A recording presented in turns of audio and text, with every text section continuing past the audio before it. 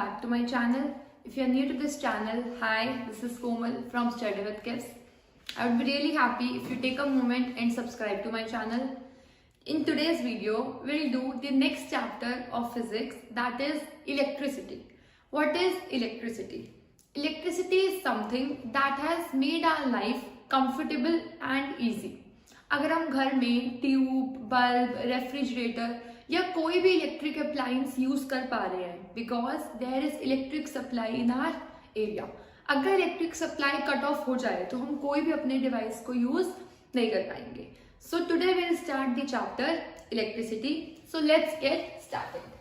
Electricity हम कब बोलेंगे कि करंट है और करंट नहीं है? इलेक्ट्रिसिटी में basically we talk about electric current. Electric current.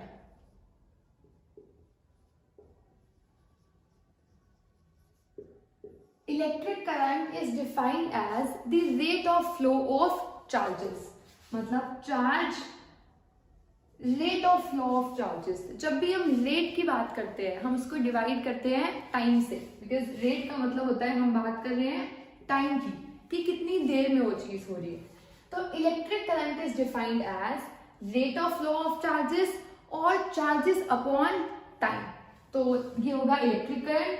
और इलेक्ट्रिक करंट में फ्लो करते हैं चार्जेस. चार्जेस दो टाइप्स के होते हैं, एक होते हैं पॉजिटिव चार्जेस और एक होते हैं नेगेटिव चार्जेस. तो चार्जेस पे जो चार्ज होता है, एक इलेक्ट्रॉन पे चार्ज होता है 1.6 इंटू 10⁻⁻⁻19. हम साथ साथ हर क्वांटिटी की यूनिट भी डिस्कस करेंगे because it can be directly asked in exam. What is the unit of electric current? Electric current की यूनिट होती है एम्पेयर. AMPERE, ampere. चार्ज की unit is coulomb and time SI unit होती है second. So electric current is said to be 1 ampere when 1 coulomb of charge flows in 1 second. जब एक coulomb charge 1 second में कहीं से फ्लो करेगा तो उसे हम बोलेंगे करंट कितना है उस वायर में, 1 एम्पियर. कि अगर मान लो ये एक वायर है, अब यहाँ पर चार्ज फ्लो कर रहा है, एक चार्ज फ्लो कर रहा है 1 सेकेंड में. अगर एक चार्ज फ्लो कर रहा है 1 सेकेंड में तो वहां पर करंट भी कितना होगा, 1 एम्पियर. एम्पियर के लिए हम यूज करते हैं A. जैसे करंट को हम रिप्रेजेंट करेंगे by I, charge is represented by Q and time by T. So formula becomes I equals to Q upon T. और चार्जेस दो टाइप्स के होते हैं, पॉजिटिव और नेगेटिव चार्जेस. जो चार्जेस फ्लो करते हैं किसी सर्किट में वो होते हैं नेगेटिव चार्जेस यानी electrons. So current is said to be 1 ampere when 1 coulomb of charge flows in 1 second. अब करंट फ्लो करेगा कब, मतलब जब चार्ज फ्लो करेंगे. चार्ज फ्लो करने के लिए क्या चाहिए होगा, वी नीड सेल और बैटरी. अगर हम नॉर्मल किसी वायर को रखें अपने सामने और उसे टच करें, हमें कोई भी करंट फील नहीं होता. नॉर्मल एक वायर पड़ी है, आपको क्या लगता है आप उसे टच करोगे आपको उससे करंट लग जाएगा? नहीं लगेगा. तब तक उसमें से करंट पास नहीं होता जब तक हम उसे कनेक्ट ना कर दे सेल या बैटरी से. This is the symbol for sale. ये होता है positive terminal and this is the negative terminal. तो एक है पॉजिटिव टर्मिनल और एक है नेगेटिव टर्मिनल. जब तक हम सेल कनेक्ट नहीं करेंगे करंट फ्लो नहीं करेगा. करंट नहीं होगा मतलब चार्जेस फ्लो नहीं करेंगे.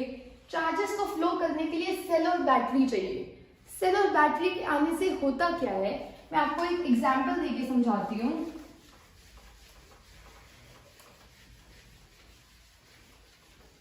आपको पता होगा पानी तब फ्लो करता है जब दो पॉइंट्स के बीच में प्रेशर डिफरेंस हो या फिर हाइट का डिफरेंस हो. ये एक वेसल है और ये दूसरा वेसल है. अगर इन दोनों में पानी का लेवल डिफरेंट है और अगर मैं इन दोनों को पाइप से कनेक्ट कर दूं तो यहां से पानी फ्लो करेगा इस वेसल में. ए से कहां फ्लो करेगा, बी में. और तब तक फ्लो करेगा जब तक दोनों का लेवल सेम ना हो जाए. तो पानी तब तक फ्लो करता है जब तक प्रेशर डिफरेंस होता है. ऐसे ही चार्जेस तब फ्लो करते हैं when there is potential difference.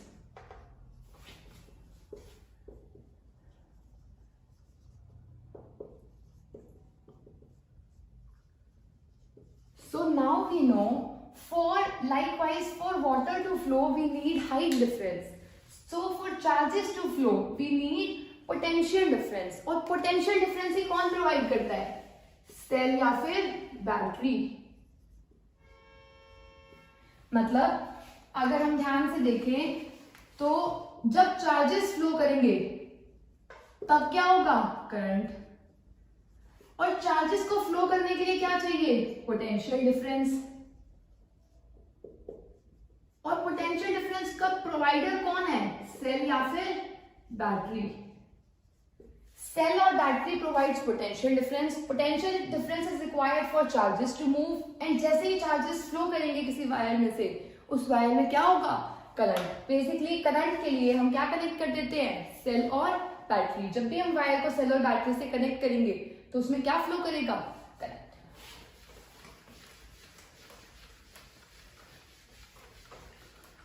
Current की अभी हमने यूनिट डिस्कस की थी. करंट की यूनिट होती है एम्पियर. और करंट को मेजर करने के लिए हम जो डिवाइस यूज करते हैं दैट इज एमीटर.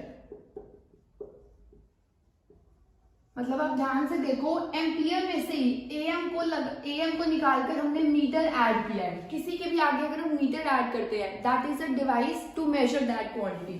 तो करंट को मेजर कौन करेगा? एमीटर. ऐसे ही पोटेंशियल डिफरेंस. पोटेंशियल डिफरेंस की यूनिट होती है वोल्ट. आपने सुना होगा बोलते हुए कि हमारे घर में 220 वोल्ट सप्लाई आती है. तो 220 वोल्ट अगर सप्लाई आती है तो पोटेंशियल डिफरेंस को मेजर करने के लिए जो डिवाइस होगा वो होगा वोल्ट. और उसके आगे मीटर ऐड कर दो, voltmeter. So a device used to measure current is ammeter and the device used to measure potential difference is voltmeter. Current flow करने के लिए पोटेंशियल डिफरेंस चाहिए जो सेल और बैटरी प्रोवाइड करते हैं. पर पोटेंशियल डिफरेंस एग्जैक्टली होता क्या है? Potential difference is work done to move a charge from one point to another. मैंने एक चार्ज को लिया, उसे ए पॉइंट से बी पॉइंट तक लेकर जा रही हूं. मैं लेकर जाने में मुझे जो काम करना पड़ेगा वही काम क्या होगा? Potential difference. पोटेंशियल डिफरेंस का symbol is V. So V would be equal to work done per unit charge. Potential difference between 2 points is defined as the work done to bring or to move a unit positive charge from one point to another. एक positive charge या एक coulomb charge को एक point से दूसरे point तक ले जाने में जो काम करना पड़ेगा वो क्या होता है? Potential difference. और अगर ये ए पॉइंट बहुत दूर हो, मतलब कहां पर हो? इंफिनिटी पे, बहुत दूर.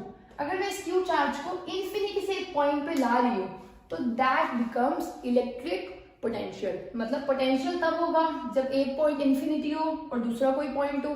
और अगर दोनों पॉइंट्स बहुत पास हैं तो क्या होगा? Potential difference. और दोनों की जो यूनिट होती है that is same and that is volt. So ammeter is used to measure current, voltmeter is used to measure potential difference.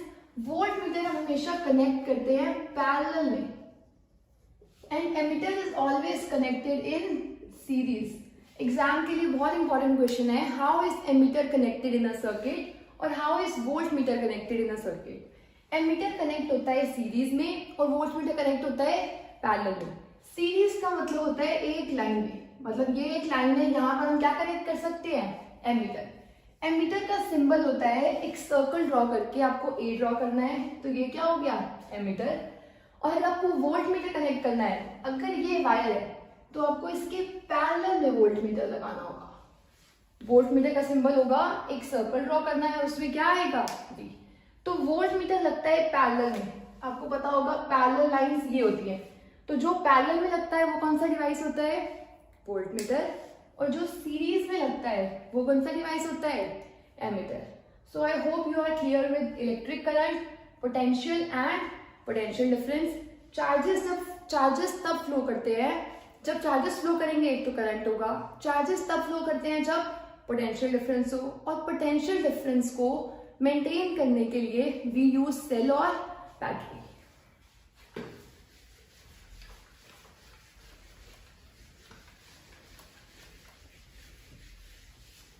Next topic is Ohm's law and current flow करने के लिए एक और रिक्वायरमेंट होती है, circuit का close होना। अगर सर्किट ओपन हो, मतलब तार अगर एक एंड से खुली हुई हो, तो करंट कभी भी फ्लो नहीं करेगा। करंट फ्लो करने के लिए सर्किट का क्लोज होना बहुत जरूरी है। मतलब अगर सर्किट ओपन होगा तो करंट कितना होगा, 0। जब सर्किट पूरा क्लोज हो जाएगा, अभी हम डिवाइसेस देखेंगे कि कौन कौन से डिवाइसेस लगते हैं। जब सर्किट पूरा क्लोज हो जाएगा तो करंट होगा, और जब सर्किट ओपन हो तो कभी भी करंट फ्लो नहीं करता। So this is open circuit and this is close circuit. Now moving on to Ohm's law. What is Ohm's law? Ohm states that, Ohm ने अपना एक एक्सपेरिमेंट किया था और उसने देखा था अगर हम बैटरी या सेल यूज करते हैं। अब देखो, बैटरी या सेल डिफरेंट वोल्ट्स के आते हैं। अगर आप किसी शॉपकीपर के पास जाते हो तो अलग अलग वोल्ट की बैटरी आती है। कोई 2 वोल्ट की, 2 वोल्ट की, 4, 10, 20, अलग अलग वोल्ट की बैटरी आती है। अलग अलग वोल्ट से डिफरेंस क्या क्रिएट होता है? ओम ने अपने एक्सपेरिमेंट में देखा था कि अगर वो डिफरेंट बैटरी या सेल को यूज कर रहा था, जैसे एक बैटरी है 4 वोल्ट की, फिर है 8 वोल्ट की, फिर है 10 वोल्ट की, 12 वोल्ट, 16 वोल्ट, जैसे उसने वोल्ट डिफरेंट किया, करंट भी वेरी हुआ पर सेम ऑर्डर में। जैसे पहले अगर करंट 2 था, यहां पर हो गया 4, 6, 8। अगर आप ध्यान से देखो, अगर वोल्टेज 4 थी तो करंट कितना था, 2। वोल्टेज 8 हुई तो करंट भी बढ़ गया, 4 हो गया। वोल्टेज 12 हुई तो करंट कितना हो गया, 6। वोल्टेज जब 16 ली तो करंट हो गया 8। मतलब अगर वोल्टेज सेम सीक्वेंस में 4 4 ऐड करके हम इंक्रीज कर रहे थे तो करंट कितने से इंक्रीज हुआ, +2 एंड +2। उसने अपने एक्सपेरिमेंट में देखा कि एक कॉमन ट्रेंड फॉलो हो रहा है। अगर बैटरी की वोल्टेज बढ़ाई जाती है, मतलब बड़ी बड़ी वोल्ट की बैटरी ली जाती है, तो उसमें करंट भी क्या होता है, इंक्रीज हो जाता है। पहले करंट था 2 वोल्ट का, देन हुआ 2 ampere, 4 ampere, 6 ampere and 8 ampere. अगर आप इन दोनों में एक कॉमन चीज देखो, वो है V/I। इधर V/I कितना है, 2, इधर V/I 2, 2, 2। तो ओम ने अपने एक्सपेरिमेंट में बोला कि अगर एक सर्किट में एक सेल है या बैटरी है जिसकी मैं पोटेंशियल डिफरेंस इंक्रीज करता जाऊं तो मुझे करंट भी क्या मिलेगा, ज्यादा। तो ओम ने अपने लॉ में बोला था V is directly proportional to I, where V stands for potential difference and I stands for current। जितना पोटेंशियल डिफरेंस ज्यादा होगा उतना ही करंट ज्यादा आएगा। और जब भी आप प्रोपोर्शनल का साइन रिमूव करते हो तो एक कांस्टेंट आता है, और यहां पर जो कांस्टेंट आया वो था R, V = I × R। इस कांस्टेंट को बोला गया रेजिस्टेंस। इस कांस्टेंट को क्या बोलते हैं, रेजिस्टेंस। और ये कांस्टेंट है, अगर R एक कांस्टेंट है तो V/I भी क्या होगा, कांस्टेंट। और यही आपने एक्सपेरिमेंट में देखा, इधर V/I क्या था, 2, इधर भी 2, इधर भी 2, इधर भी 2। मतलब V/I की रेशो हमेशा क्या रहेगी, सेम। और उसी रेशो का नाम क्या है, रेजिस्टेंस। उसी रेशो का नाम क्या है, resistance. So Ohm's law is an important question. What does it state? Ohm's law states that potential difference through a battery is directly proportional to current flowing in the circuit, provided। अब इसके साथ एक condition भी आई थी, और वो condition क्या थी, all physical parameters should remain same। Ohm's law की कंडीशन थी all physical parameters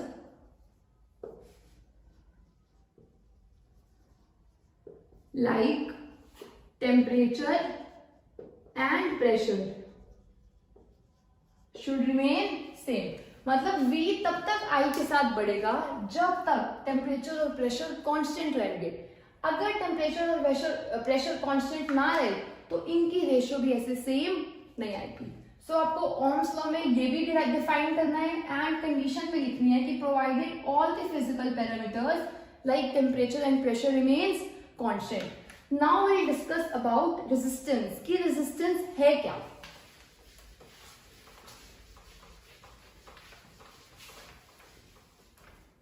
Resistance is a quantity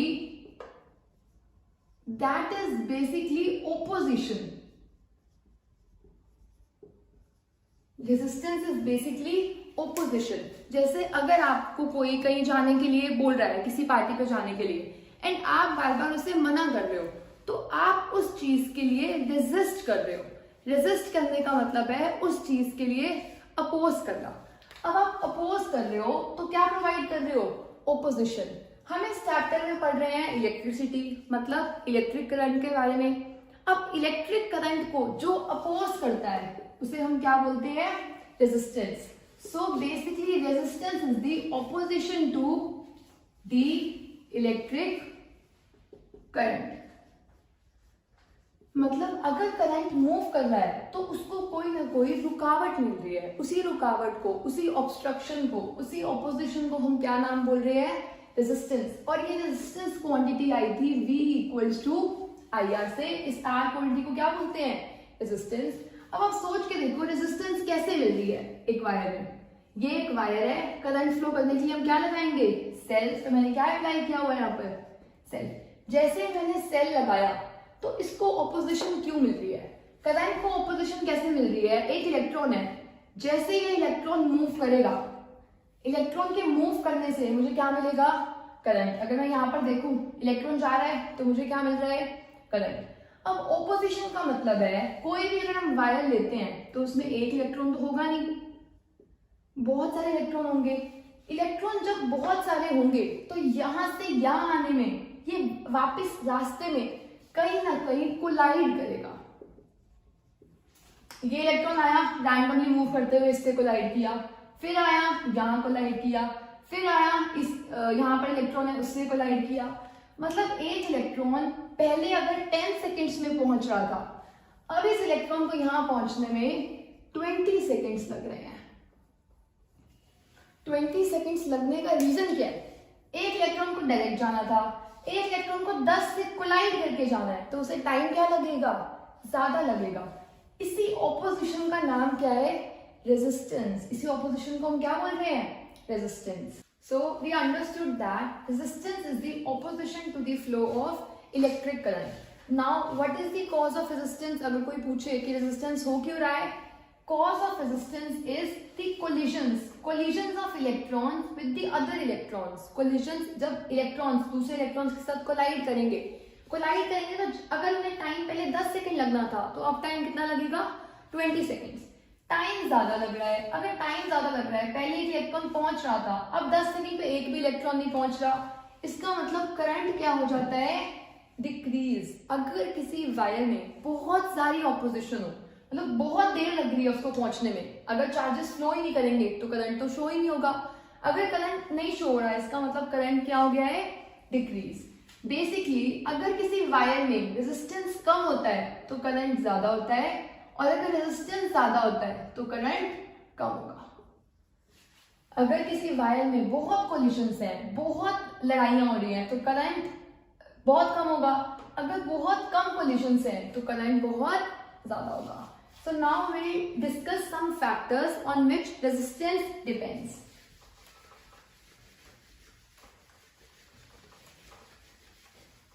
अब एक मिसकंसेप्शन मैंने हर एक के दिमाग में देखा है कि अगर formula V upon I equals to R है तो सबको लगता है कि रेजिस्टेंस डिपेंड करता है V पे और I पे. कि फॉर्मूले में आपको दिख रहा है V बढ़ेगा तो R बढ़ना चाहिए, या I कम होगा तब भी R बढ़ना चाहिए. पर ये बिल्कुल गलत है. ऐसा कभी भी नहीं होता, क्योंकि अगर वोल्टेज डबल हो जाएगी तो करंट भी डबल हो जाएगा, ताकि रेजिस्टेंस अभी भी क्या रहेगा? सेम. अगर वोल्टेज ट्रिपल हो गई तो करंट भी ट्रिपल हो जाएगा, ताकि रेजिस्टेंस क्या रहे? सेम. तो बेसिकली रेजिस्टेंस ना ही वोल्टेज पे डिपेंड करता है और ना ही करंट पे डिपेंड करता है. तो रेजिस्टेंस किस पे डिपेंड करता है? रेजिस्टेंस डिपेंड करता है कुछ अलग फैक्टर्स पे. First factor is length of wire. अब देखो अगर ये एक वायर है, अब आप सोच के देखो, एक जर्नी है जिसमें आपको आना है बहुत पास, मतलब एक ये डिस्टेंस है ए और एक ये डिस्टेंस है बी। अगर आपको बहुत एक सिटी से, मतलब एक ही सिटी से दूसरी सिटी में जाना है तो वो बहुत पास है। और अगर आपको एक कंट्री से दूसरी कंट्री में जाना हो और वो 2 पॉइंट्स हो, मतलब एक में आपका डिस्टेंस बहुत कम है और एक में आपका डिस्टेंस बहुत ज्यादा है। जब आपका डिस्टेंस लंबा होगा तो कोलिजन मिलने के या ट्रैफिक ट्रैफिक होगा तो कोलिजन्स होंगी। कोलिजन्स होने के चांसेस बहुत बढ़ जाते हैं। अगर आपको एक बस स्टॉप से दूसरे बस स्टॉप तक जाना है जिनका डिस्टेंस ऑलमोस्ट सिर्फ 1 किलोमीटर है तो आपको कम रेजिस्टेंस मिलेगा। अगर आपको 1000 किलोमीटर जाना है, 1000 किलोमीटर में जो कोलिजन्स होंगी वो बहुत ज्यादा होगी। इसका मतलब रेजिस्टेंस तब बढ़ता है जब लेंथ बढ़ती है। अगर डिस्टेंस ज्यादा होगा तो कोलिजन्स भी ज्यादा होंगी, डिस्टेंस कम होगा तो कोलिजन्स कम होंगी। सो आई होप आपको फर्स्ट फैक्टर क्लियर होगा। लेंथ बढ़ेगी तो रेजिस्टेंस बढ़ेगा, डिस्टेंस बढ़ेगा तो कोलिजन्स बढ़ेंगी, तो रेजिस्टेंस इंक्रीज होगा। Second factor is area of cross section.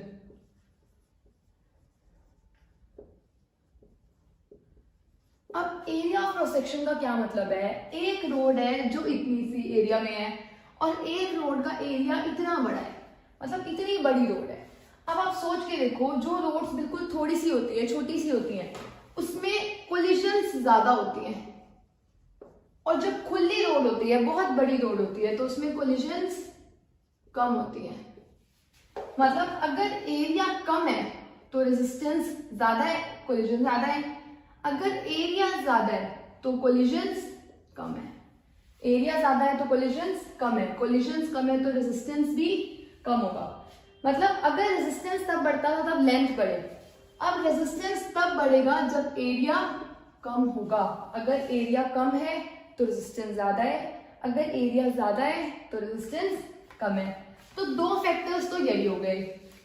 2 और फैक्टर्स होते हैं। Third factor is temperature. अब टेम्परेचर का इफेक्ट क्या होगा? क्वेश्चन सिंपल सिर्फ टेम्परेचर का इफेक्ट पे भी आ सकता है कि how temperature affects resistance. Temperature से इफेक्ट क्या होगा? अगर ये कोई वायर है, इसको हमने सेलियर बैटरी से कनेक्ट किया है ताकि इसमें क्या फ्लो करे? करंट। अब इसे मैं ओपन नहीं छोड़ सकती क्योंकि ओपन में करंट फ्लो नहीं करेगा, तो इस सर्किट को क्या कर दिया? क्लोज कर दिया। तो मतलब अब इसमें क्या फ्लो कर रहा है? करंट। और एक और इंपॉर्टेंट चीज, करंट की जो डायरेक्शन होती है that is always positive to negative. Current कहां से कहां फ्लो करता है? पॉजिटिव टर्मिनल से नेगेटिव टर्मिनल पे। अगर ये है पॉजिटिव टर्मिनल और ये है नेगेटिव टर्मिनल तो करंट ऐसे फ्लो करेगा, इधर गया, यहां से आया, इधर चला गया। करंट कैसे फ्लो कर रहा है? Positive to negative. और करंट के अंदर जो फ्लो करता है वो चार्जेस फ्लो करते हैं। अब आप देखो, अगर चार्जेस इलेक्ट्रॉन है, इलेक्ट्रॉन हमेशा किसकी तरफ अट्रैक्ट होंगे? इलेक्ट्रॉन नेगेटिव है, ये पॉजिटिव है, तो इलेक्ट्रॉन कहां आ रहे होंगे? इधर। इलेक्ट्रॉन्स इधर आ रहे हैं पर करंट इधर जा रहा है। अब किसकी डायरेक्शन गलत ड्रॉ की है? या तो इलेक्ट्रॉन की डायरेक्शन गलत ड्रॉ की है या करंट की डायरेक्शन गलत ड्रॉ की है, पर दोनों डायरेक्शंस बिल्कुल ठीक है। इसका मतलब है अगर कोई आपको बोल रहा है करंट इधर है, इसका मतलब इलेक्ट्रॉन्स तो पक्का ऑपोजिट आ रहे होंगे। जो डायरेक्शन करंट की होती है उससे ऑपोजिट डायरेक्शन किसकी होती है? इलेक्ट्रॉन्स की। करंट फ्लो कर रहा है पॉजिटिव टर्मिनल से नेगेटिव टर्मिनल पे, पर इलेक्ट्रॉन जो है, इलेक्ट्रॉन हमेशा किसकी तरफ अट्रैक्ट होगा? पॉजिटिव टर्मिनल की तरफ। मतलब इलेक्ट्रॉन इधर आ रहा है पर करंट इधर जा रहा है, दोनों की डायरेक्शन क्या है? ऑपोजिट। करंट हमेशा उस डायरेक्शन में फ्लो करता है जहां पर इलेक्ट्रॉन्स फ्लो नहीं कर रहे होते, मतलब opposite to the direction of electrons. तो ये तो बात एक अलग हो गई। हम थे रेजिस्टेंस पर। टेम्परेचर इंक्रीज करने से होगा क्या? टेम्परेचर इंक्रीज करने से हमने केमिस्ट्री में पढ़ा है, अगर हम किसी भी चीज को हीट करते हैं या उस बॉडी का टेम्परेचर इंक्रीज करते हैं तो जो भी मॉलिक्यूल्स होंगे, इलेक्ट्रॉन्स या कोई भी पॉजिटिव चार्जेस भी, उनको एनर्जी मिल जाती है। और जब भी किसी को एनर्जी मिलती है तो वो वाइब्रेट करते हैं, और वाइब्रेट करेंगे तो और कोलाइड करेंगे, और कोलाइड करेंगे तो रेजिस्टेंस इंक्रीज होगा। टेम्परेचर इंक्रीज हुआ एनर्जी इंक्रीज हुई, एनर्जी इंक्रीज हुआ तो वाइब्रेशन के लिए एनर्जी मिली है, रास्ते में जाते जाते और कोलाइड करेंगे तो रेजिस्टेंस इंक्रीज होगा। मतलब अगर टेम्परेचर इंक्रीज होता है तो रेजिस्टेंस भी इंक्रीज होगा। Now fourth and the last factor is nature of material. Nature of material का मतलब है रेजिस्टेंस जिसमें ज्यादा हुआ, हमें पता है रेजिस्टेंस जिसमें ज्यादा हुआ उसमें करंट क्या होगा, कम, क्योंकि इतने सारे कोलिजन्स हो रहे हैं कि चार्जेस फ्लो ही नहीं कर पा रहे, मतलब करंट क्या है, कम। तो अगर रेजिस्टेंस ज्यादा है तो करंट कम होगा। अब हमें पता है मेटल्स जो होते हैं they are the best conductor of electricity, मतलब मेटल्स में करंट क्या फ्लो करता है, ज्यादा, तो मेटल्स में रेजिस्टेंस क्या होता है, कम। तो नेचर ऑफ द मटेरियल पे भी डिपेंड करेगा कि आप वायर कौन सी ले रहे हो, मेटल की वायर ले रहे हो, नॉन मेटल की वायर ले रहे हो, हर वायर के लिए रेजिस्टेंस अलग होगा। So we have discussed 4 factors on which resistance depends. Length बढ़ेगी, मतलब बहुत लंबा रास्ता है तो कोलिजन्स के चांसेस बढ़ गए, रेजिस्टेंस बढ़ गया। अगर एरिया कम है, छोटी सी है रोड है, तो उस पर कोलिजन्स के चांसेस बढ़ जाएंगे, मतलब रेजिस्टेंस बढ़ जाएगा। टेम्परेचर इंक्रीज हुआ, मतलब मॉलिक्यूल्स को इतनी एनर्जी मिली है कि वो क्या करेंगे, कोलाइड करेंगे, रेजिस्टेंस इंक्रीज हो जाएगा। नेचर ऑफ द मटेरियल का मतलब है अगर मटेरियल किस मटेरियल का कोई भी वायर बनी हुई है, कॉपर की बनी हुई है, एल्यूमिनियम की बनी हुई है, हर एक के लिए रेजिस्टेंस की वैल्यू क्या होगी, डिफरेंट। अब अगर हम इन 2 पैरामीटर्स को कंबाइन करें तो रेजिस्टेंस, अगर लेंथ बढ़ती है तो रेजिस्टेंस बढ़ता है, और अगर एरिया बढ़ता है तो रेजिस्टेंस कम होता है। इन दोनों को कंबाइन करने के बाद R is directly proportional to L upon A, और जब भी प्रोपोर्शनल का साइन रिमूव होता है तो एक कांस्टेंट आता है। यहां पर जो कांस्टेंट आएगा उसे बोलते हैं rho, this is known as RHO। इसका जो नाम होता है वो होता है रेजिस्टिविटी, इसका नाम क्या होता है, रेजिस्टिविटी। रो इस सिंबल को बोलते हैं, जैसे हम इस सिंबल को सिग्मा बोलते हैं, या हायर क्लासेस में देखोगे, और इस सिंबल का नाम ही क्या होता है, रो। तो R is directly proportional to L, R is inversely proportional to A, दोनों को कंबाइन करके ये आ गया, तो R की वैल्यू आई rho L upon A, where rho is resistivity of the material. तो अगर आप ध्यान से इसमें एक और चीज देखो, मैंने आपको फैक्टर्स बताए 4, फॉर्मूले में पुट कर दिए 2, क्या मतलब है, 2 कहां गए, टेम्परेचर और नेचर कहां गया। जो मैं आपको बता रही हूं एक कांस्टेंट है रेजिस्टिविटी, रेजिस्टेंस इन चारों फैक्टर्स पे डिपेंड करता है, पर जो रेजिस्टिविटी है वो डिपेंड करती है टेम्परेचर और नेचर ऑफ द मटेरियल पर, क्योंकि R में 4 आने चाहिए थे, 4 पे डिपेंडेंस है इसकी, 2 तो आ गए लेंथ और एरिया, तो टेम्परेचर और नेचर कहां पर आए, रेजिस्टिविटी में। तो important question for exam, resistivity किन फैक्टर्स पे डिपेंड करती है, temperature as well as nature, कि नेचर किसका कैसे होगा। और जो रेजिस्टिविटी होती है वो मेटल्स की कम होती है और एलॉयज की ज्यादा होती है। मेटल्स की रेजिस्टिविटी कम होने का मतलब है रेजिस्टिविटी कम होगी, रेजिस्टेंस कम होगा, रेजिस्टेंस कम होगा तो करंट मेटल्स में ज्यादा फ्लो करता है। तो basically what are the factors on which resistance depends, length, area, temperature and nature. What are the factors on which resistivity depends, temperature and nature. और इसमें कंफ्यूज करने के लिए जो क्वेश्चन आता है वो ये आता है, एक वायर है उसकी लेंथ को हमने डबल कर दिया या ट्रिपल कर दिया, अब उसकी रेजिस्टिविटी क्या होगी, there will be no change in the resistivity, क्योंकि मैंने आपको अभी बताया रेजिस्टिविटी तो सिर्फ टेम्परेचर पे डिपेंड करती है, आपने टेम्परेचर को चेंज किया ही नहीं, ना ही आपने नेचर चेंज किया, क्योंकि वायर का जो नेचर है जिसकी वो बनी हुई है वो अभी भी वही रही, तो रेजिस्टिविटी अभी भी वही रहेगी। लेंथ चेंज करने से क्या चीज चेंज होती है, रेजिस्टेंस।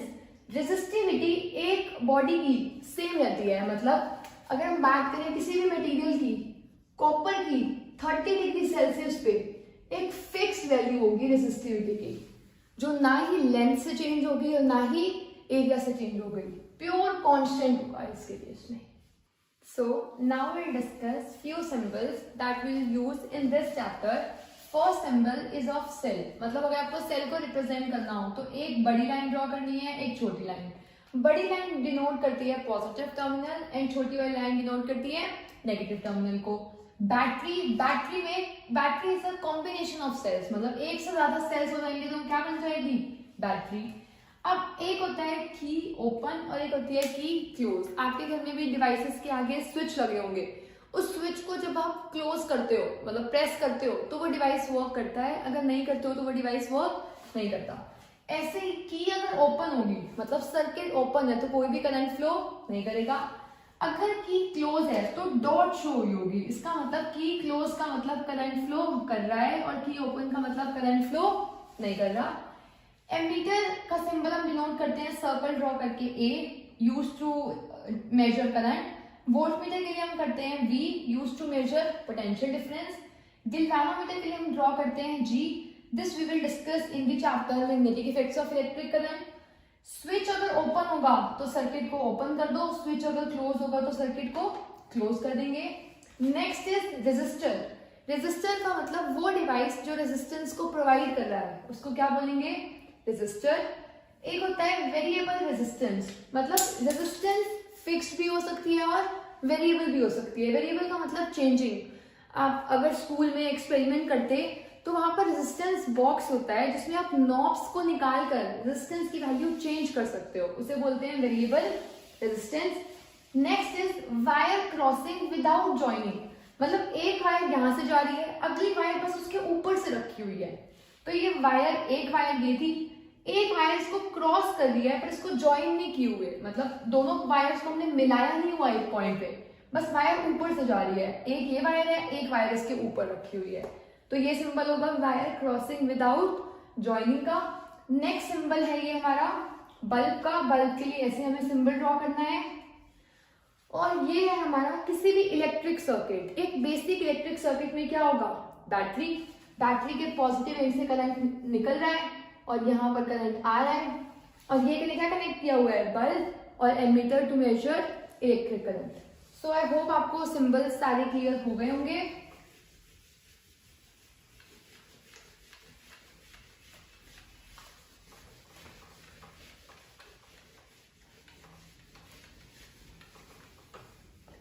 अभी हमने ओम्स लॉ डिस्कस किया था, पर ओम्स लॉ में डिस्कस करने के साथ हमने देखा था V इक्वल होता है IR के इक्वल. मतलब V अपॉन I इक्वल होगा रेजिस्टेंस के. तो यहाँ पर Y एक्सिस पर V है और X एक्सिस पर क्या है? I. ओम्स लॉ ने बोला था जैसे जैसे पोटेंशियल डिफरेंस इंक्रीज होगा करंट भी इंक्रीज हो जाएगा. तो अगर पोटेंशियल डिफरेंस इंक्रीज हो रहा है तो करंट भी क्या हो जाएगा? इंक्रीज. अगर आपने बेसिक मैथ्स किया है तो आपको पता होगा जो ये इक्वेशन होती है, ये इक्वेशन होती है y इक्वल्स टू mx की. अब आप देखो y एक्सिस पे क्या है? v equals to IR. v equals to RI आप लिख सकते हो. y एक्सिस पर क्या है? v. x एक्सिस पर क्या है? करंट. तो m क्या दे रहा है आपको? रेजिस्टेंस. और m होता है slope. Important question for exam. What does slope of VI graph gives? VI graph का जो स्लोप होता है वो आपको क्या देता है? रेजिस्टेंस. मैंने बोल तो दिया कि ये m स्लोप है.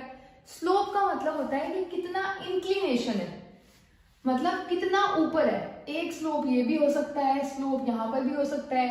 इसका स्लोप ग्राउंड से बस इतना था, इसको और बढ़ाते बढ़ाते इसका स्लोप इंक्रीज हो गया. मतलब अगर ये R1 है और ये R2 है तो आप देखो कौन ज्यादा ऊपर है, R2 या R1? R1 ज्यादा ऊपर है. ग्राउंड से ये इतने या इतने एंगल पे है और ये इससे ज्यादा एंगल पे है. तो जिसका स्लोप ज्यादा होगा उसका रेजिस्टेंस भी ज्यादा होगा, बिकॉज स्लोप गिव्स रेजिस्टेंस. तो जिसका स्लोप ज्यादा होगा उसका रेजिस्टेंस भी इंक्रीज होगा. तो जो रेजिस्टेंस R1 है that is greater than R2. सबसे पहले तो आपको ये बताना चाहिए स्लोप ऑफ VI कर्व से क्या मिलता है. VI curve gives resistance and resistance of R1 is greater than R2.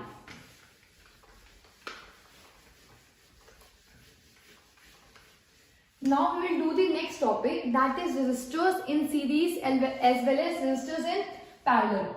Series का मतलब है जब सारे रेजिस्टर्स एक लाइन में होंगे।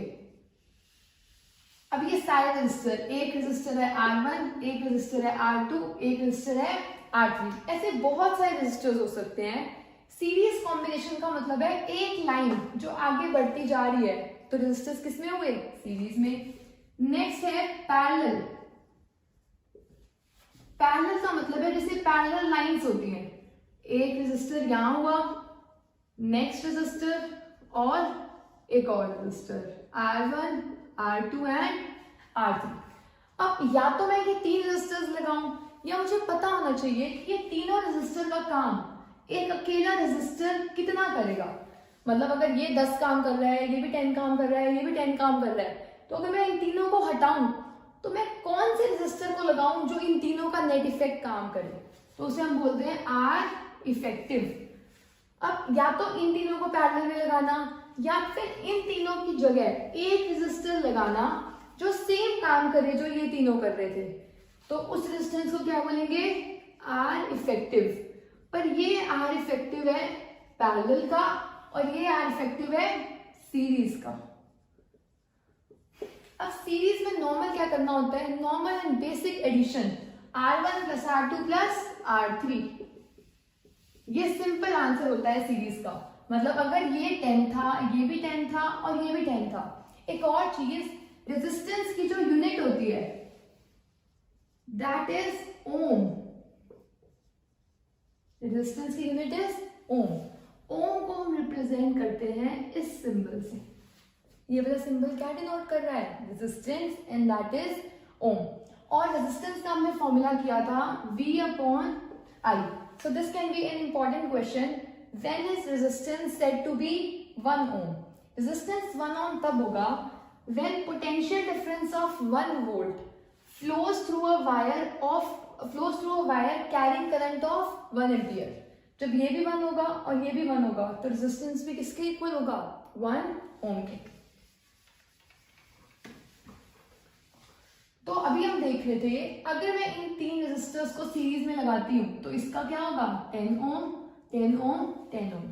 या तो इन तीनों को सीरीज में लगाना या फिर एक अकेला लगाना जो इन तीनों का काम करे। उसका आंसर क्या होना चाहिए? R1 plus R2 plus R3, मतलब 10 प्लस 10 प्लस 10, 30 ओम। मतलब एक ना लगाकर, इन तीनों को ना लगाकर एक को लगाना, वो रेजिस्टेंस आपको सेम देगा जो ये तीनों काम कर रहे थे। कितनी? 30 ओम। अब पैरेलल में लगाने का मतलब क्या होता है?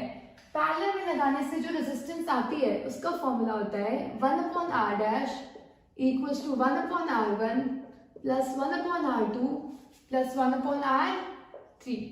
अब R1 की वैल्यू अगर 30 है, R2 की वैल्यू हमने 30 कंसिडर कर ली और ये भी 30। डिफरेंट भी हो सकती है, हमने अपनी कन्वीनियंस के लिए बस इजी किया है इसे। 3 अपॉन 30 तो बेसिकली 1 अपॉन 10। आर डैश की वैल्यू आई 10 ओम। तो अब अगर एक बार ध्यान से देखो, सीरीज में 10 10 10 को लगाने के बाद जो आंसर मिला वो 30 ओम मिला। 30 ओम का मतलब है इन तीनों से ज्यादा का आंसर मिला। अब जब हमने 30 को लगाया पैरेलल में तो जो आंसर मिला वो इन सबसे कम आंसर मिला। क्या आंसर मिला? 10। आप डिफरेंट भी लगा सकते थे, जैसे डिफरेंट लगाओगे तो 2, 3 और 4, 2, 3 और 4 का एलसीएम आएगा 12।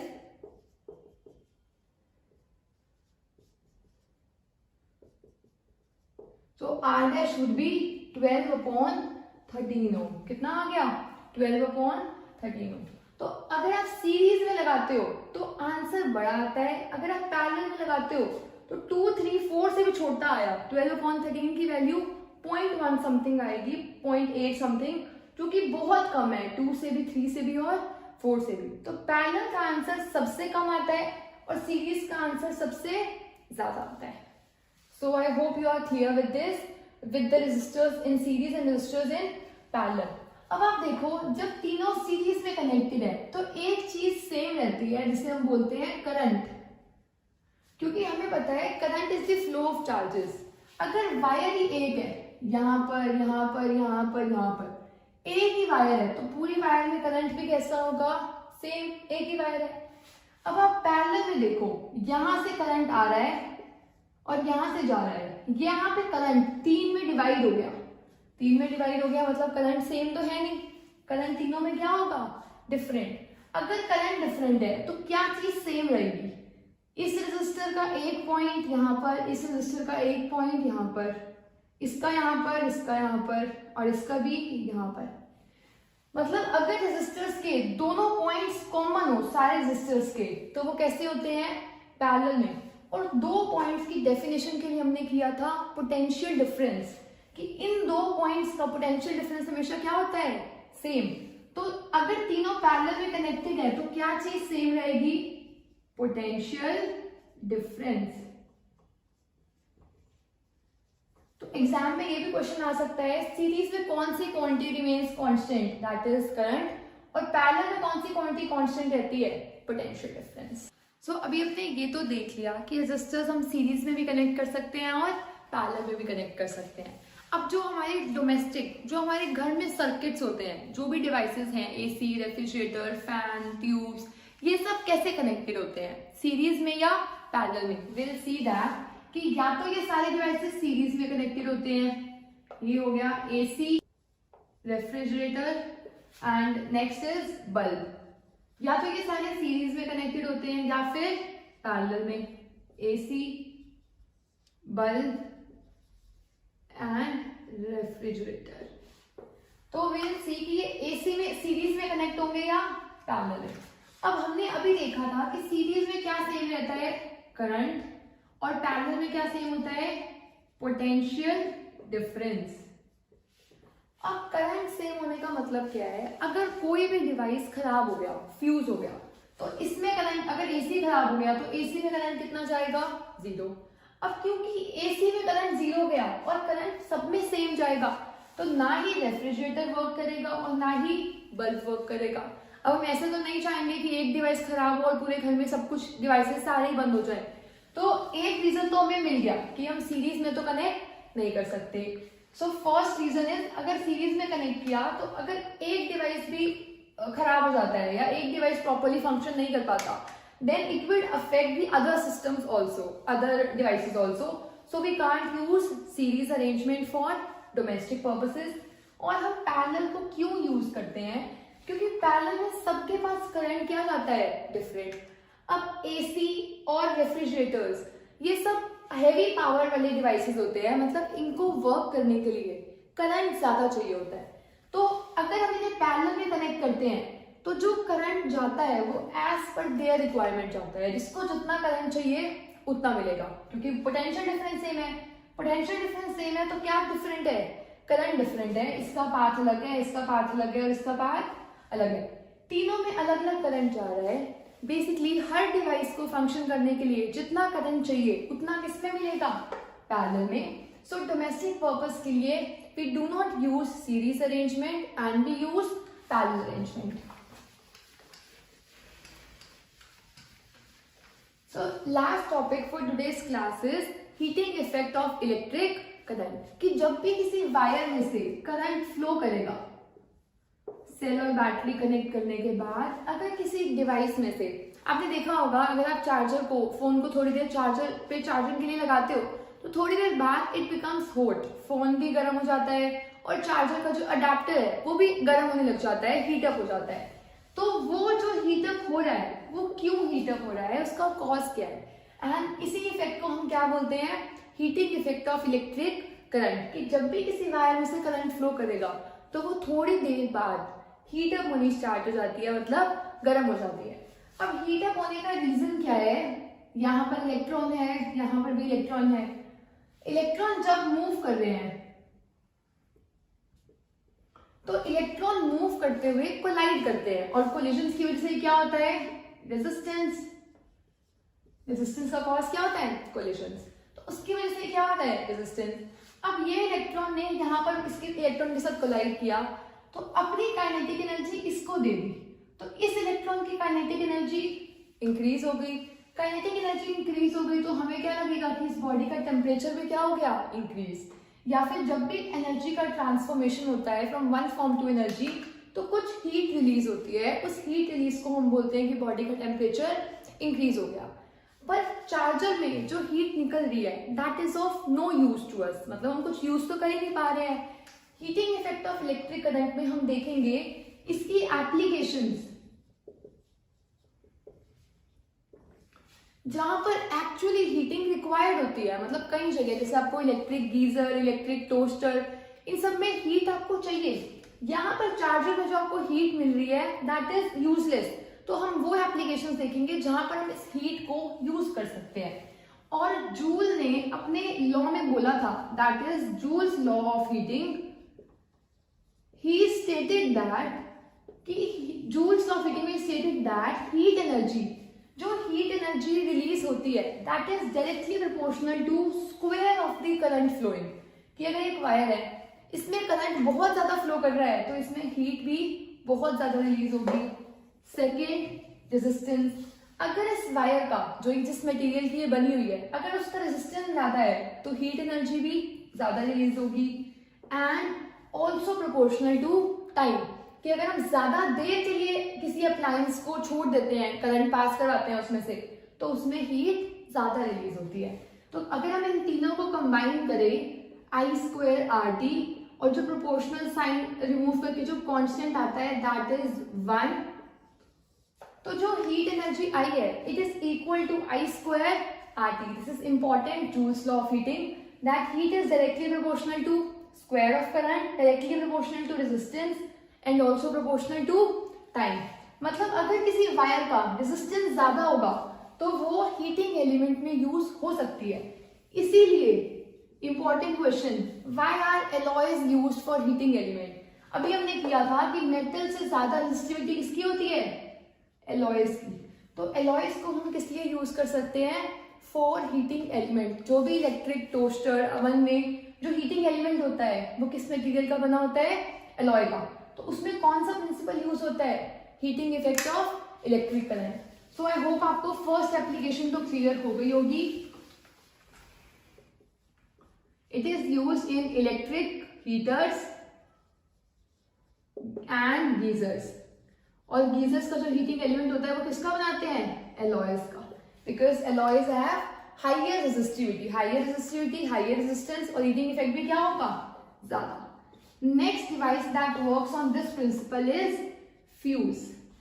आपको पता होगा पुराने टाइम में एक फ्यूज यूज होता था। जैसे अगर मान लो ये घर है, अब घर में जो पावर सप्लाई आ रही होती है उसमें एक मेन बोर्ड लगा होता है जहां पर हम कनेक्ट करते हैं फ्यूज को। फ्यूज को कनेक्ट करने का रोल क्या होता है? फ्यूज काम करता है, it is used as a safety device. इस डिवाइस को हम यूज करते हैं एज अ सेफ्टी डिवाइस कि अगर करंट ज्यादा फ्लो कर जाए, जैसे अगर घर में heavy appliance, heavy power usage appliances हैं, एसी, रेफ्रिजरेटर्स वगैरह, अगर करंट ज्यादा फ्लो हुआ जितना रिक्वायर्ड है तो ये डिवाइसेस खराब हो सकते हैं। तो हम नहीं चाहेंगे कि घर में बहुत अचानक से तेज करंट आ जाए, तो उसको प्रिवेंट करने के लिए मेन सर्किट से पहले लगे होते हैं फ्यूज। फ्यूज का रोल क्या होगा? फ्यूज बनाया जाता है of low melting point. Fuse is made up of material which has low melting point. Low melting point होने से क्या होगा? फ्यूज का मेल्टिंग पॉइंट लो है, अगर थोड़ा सा भी करंट ज्यादा फ्लो किया, H is equal to I²RT। अगर करंट ज्यादा फ्लो किया तो हीटिंग इफेक्ट की वजह से हीट प्रोड्यूस होगी। अब हीट प्रोड्यूस होगी क्योंकि इसका मेल्टिंग पॉइंट लो है, तो फ्यूज क्या हो जाएगा? मेल्ट हो जाएगा। फ्यूज मेल्ट हुआ, अब ये सर्किट क्या हो गया? ब्रेक हो गया। अब अगर सर्किट ब्रेक हुआ तो क्या करंट अब घर में जाएगा और डिवाइसेस खराब होंगे? कोई भी डिवाइस खराब नहीं होगा क्योंकि हमने सर्किट को क्या कर दिया? ओपन कर दिया। और ओपन सर्किट में कभी भी करंट फ्लो नहीं करता। अब दोबारा से आप जाओगे वहां पर फ्यूज चेंज कर दोगे, फ्यूज चेंज किया, फिर अगर दोबारा तेज करंट आया फ्यूज मेल्ट हो जाएगा। फ्यूज मेल्ट होगा तो सारे डिवाइसेस फिर से प्रोटेक्ट हो जाएंगे। पर ये काफी एक्सपेंसिव ऑप्शन है, एक्सपेंसिव क्योंकि और टाइम टेकिंग भी, आपको बार बार जाना पड़ेगा चेंज करने के लिए। तो इससे बेटर अब यूज होते हैं MCBs। हीटिंग इफेक्ट की एप्लीकेशन यहीं पर ओवर हो गई थी कि फ्यूज यूज किए जाते हैं for fuse are based on heating effect of electric current. पर अब जो इसका ऑल्टरनेटिव है वो है MCBs. I share the picture of MCB. MCB में क्या होता है कि अगर तेज करंट फ्लो करता है तो एमसीबी नीचे गिर जाता है। एमसीबी अगर नीचे गिर जाएगा तो क्या होगा, आप जाओगे दोबारा से उस एमसीबी को ऊपर कर दोगे, फिर अगर तेज करंट आया फिर से एमसीबी नीचे गिर जाएगा, फिर आप जाओगे उसको एमसीबी को ऊपर कर दोगे। तो इसमें कुछ भी एक्सपेंस नहीं है, आपको बार बार नया नहीं लाना पड़ रहा है एमसीबी। एमसीबी बस नीचे ड्रॉ हो जाता है, आपको उसे ऊपर करना होता है। तो एमसीबी जो वर्क करता है, it works on magnetic effects, जो अभी आपके सिलेबस में नहीं है। आपके सिलेबस में सिर्फ फ्यूज था, and fuse works on heating effect. तो अगर एप्लीकेशंस ऑफ हीटिंग इफेक्ट आई तो first you have to write it is used in electric heaters and geysers, second is fuse, and the third is bulbs. जो पहले के bulb use होते थे जिसमें से येलो लाइट एमिट होती है, जैसे अगर ये बल्ब है तो बल्ब का जो फिलामेंट होता है that is made of tungsten, and tungsten has high melting point. अब टंगस्टन का हाई मेल्टिंग पॉइंट होने से क्या होगा, देखो यहां से हमने सर्किट को पूरा कंप्लीट किया हुआ है और यहां से हम क्या पास कर देंगे, करंट। जैसे ही करंट पास करेंगे सर्किट कंप्लीट है, तो करंट की वजह से इसमें जो एनर्जी, इलेक्ट्रिकल एनर्जी होती है that gets converted into light energy as well as heat energy. क्योंकि आप कभी भी उस येलो बल्ब के पास खड़े हो तो आपको वार्मथ फील होगी। वो वार्मथ आती है क्योंकि जो इसकी इलेक्ट्रिकल एनर्जी है वो कुछ लाइट एनर्जी में कन्वर्ट हो जाती है एंड कुछ कन्वर्ट हो जाती है हीट एनर्जी में। तो आप उसके पास जाओगे तो आपको वार्मथ फील होगी। और टंगस्टन जो होता है it has very high melting point. High melting point का पर्पस क्या है, अगर इसका मेल्टिंग पॉइंट लो हुआ तो क्या होगा, H equals to I square R T से अगर करंट फ्लो कर रहा है तो ये हीटअप हो रहा है। अगर ये हीटअप हो रहा है, हीटअप हुआ, अगर इसका मेल्टिंग पॉइंट लो हुआ तो टंगस्टन क्या कर जाएगा, मेल्ट। अगर टंगस्टन मेल्ट कर गया तो सर्किट ओपन हो गया, और ओपन सर्किट में कभी भी करंट फ्लो नहीं करता, तो यहाँ पर करंट फ्लो स्टॉप हो जाएगा। इसलिए जो टंगस्टन मटेरियल, जिस मटेरियल का ये फिलामेंट बनाया जाता है that is made of tungsten which has very high melting point. और जो इसमें गैसेस इंसर्ट की जाती है वो गैसेस इनर्ट गैसेस होती हैं। इनर्ट गैसेस का मतलब है those gases which are highly unreactive. Gases के अनरिएक्टिव होने से क्या होगा, अगर यहाँ पर हम ऑक्सीजन फिल करते हैं, oxygen is highly reactive, tungsten oxygen से रिएक्ट कर जाता और कोई नया सब्सटेंस बन जाता, हमें वो नहीं चाहिए। तो फिलामेंट की लाइफ को बढ़ाने के लिए, to prolong the life of filament,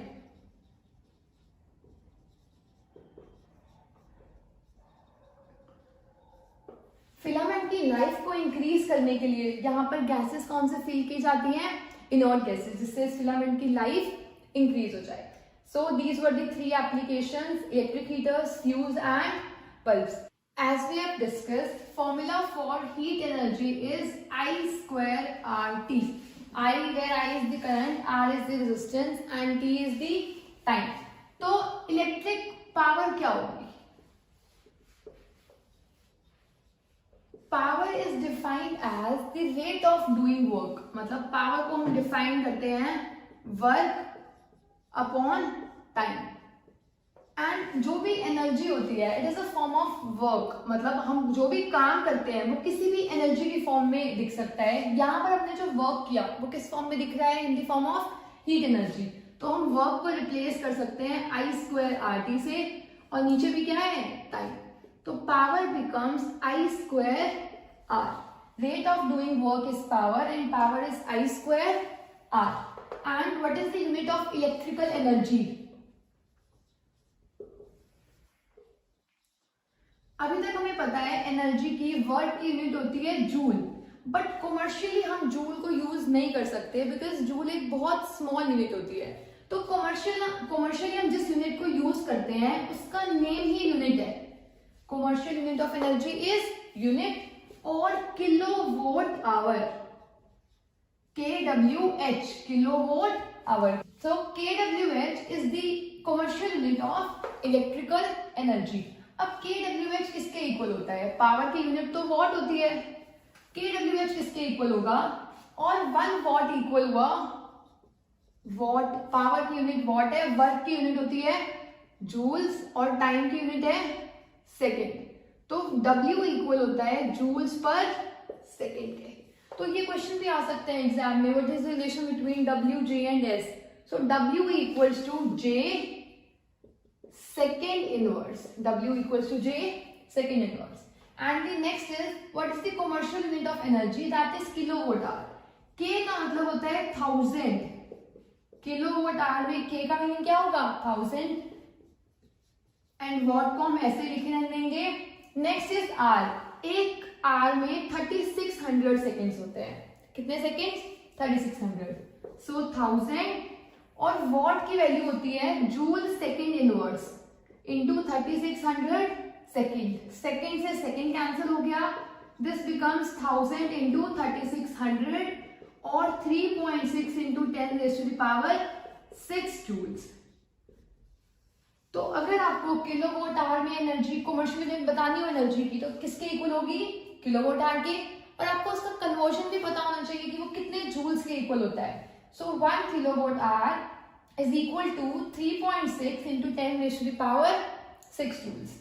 So we'll discuss the in-text questions of the chapter electricity for class 10. So let's start the video now. First question is on page number 200. And the question is, what does an electric circuit means? So question is, what does an electric circuit means? Electric circuit का मतलब क्या होता है? Circuit एक complete और closed path होता है जहां पे करंट फ्लो कर सकता है. So we can write a complete and closed path in which current can flow.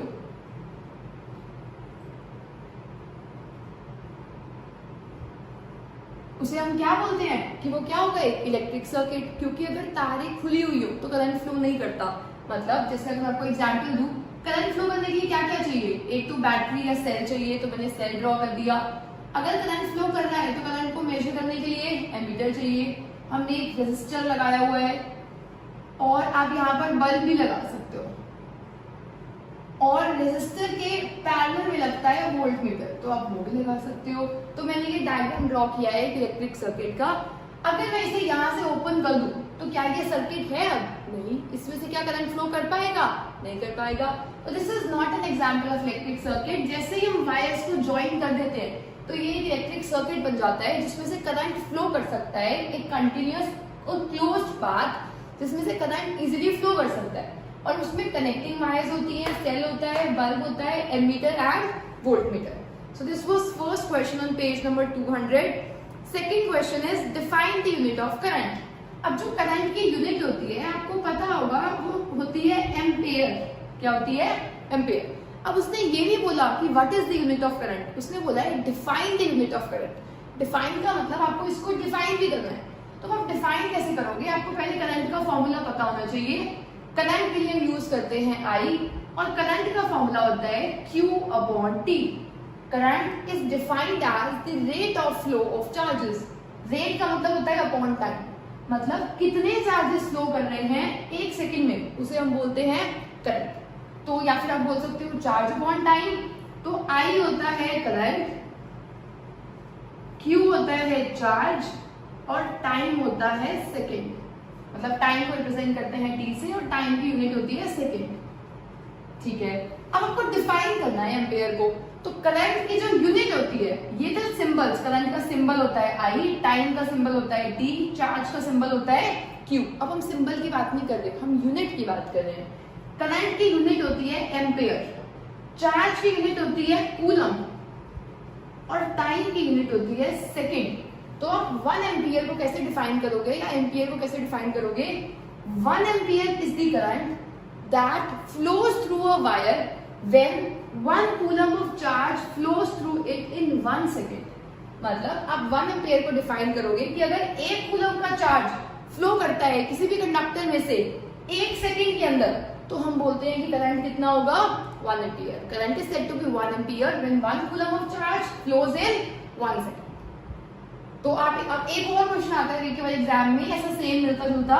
What is the relation between A, C अब आपको पहले पता होना चाहिए फॉर्मूला क्या है, तो A equals to C upon S, तो आप लिख सकते हो A equals to C upon S या फिर CS माइनस 1। तो आप ये भी रिलेशन आ सकता है, ये क्वेश्चन अभी नहीं पूछा हुआ था पर ये आ सकता है आपके एग्जाम में।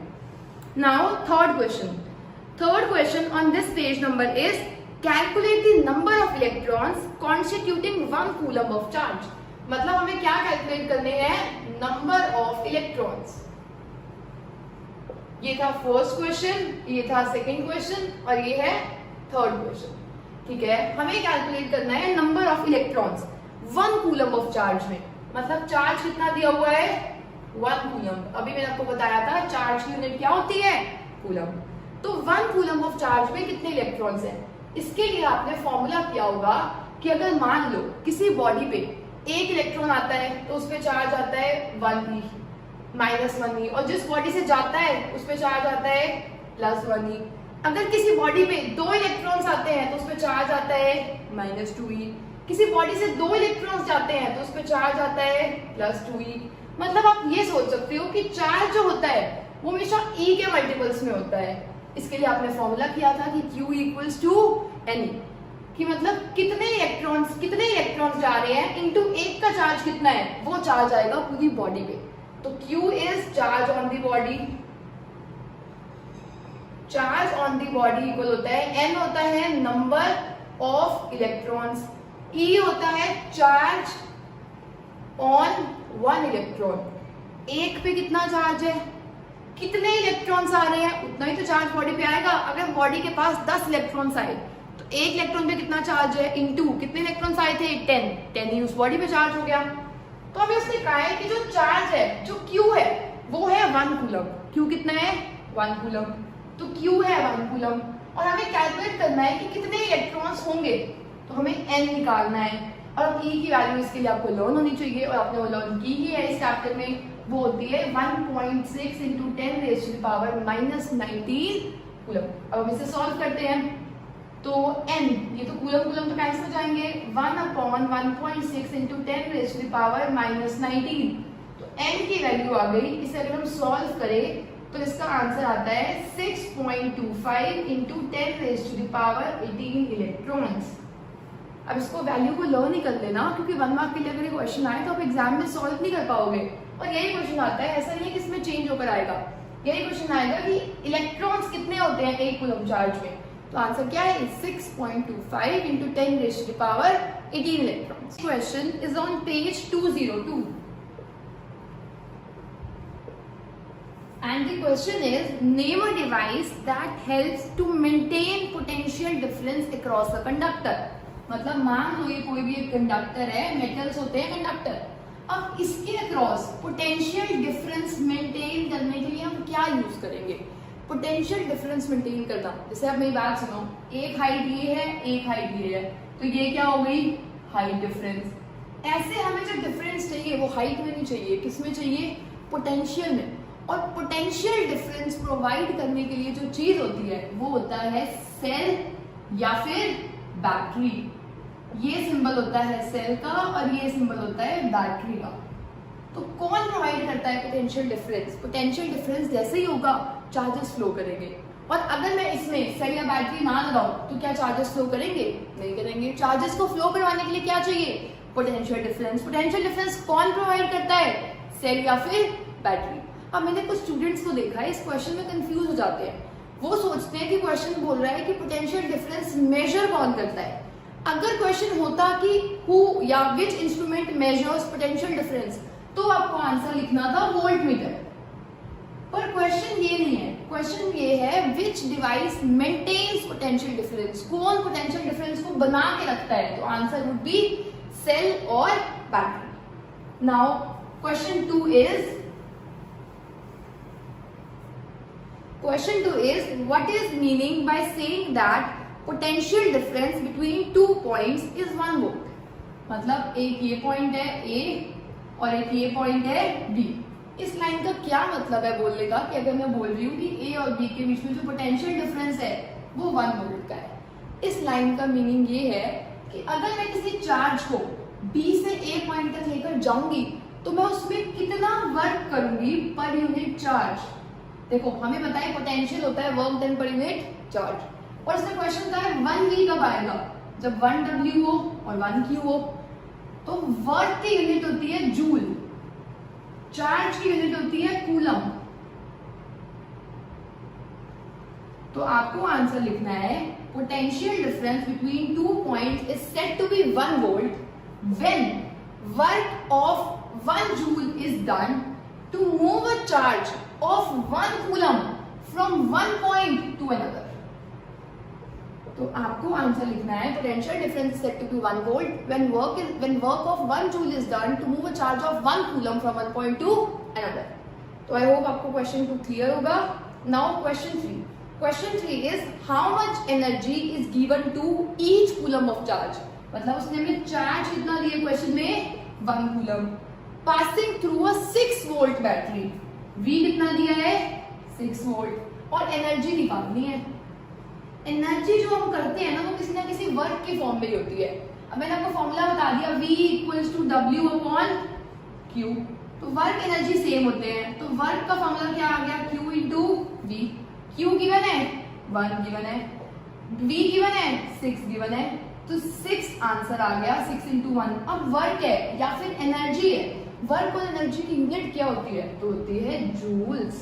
यहीं पर लिखा है वर्क की एनर्जी क्या यूनिट क्या होती है जूल्स, चार्ज की यूनिट क्या होती है कूलम, पोटेंशियल डिफरेंस की यूनिट क्या होती है वोल्ट। इस क्वेश्चन में 2 चीजें गिवन थी, थर्ड फाइंड आउट करनी थी। First question on page 209 is On what factors does the resistance of a conductor depend?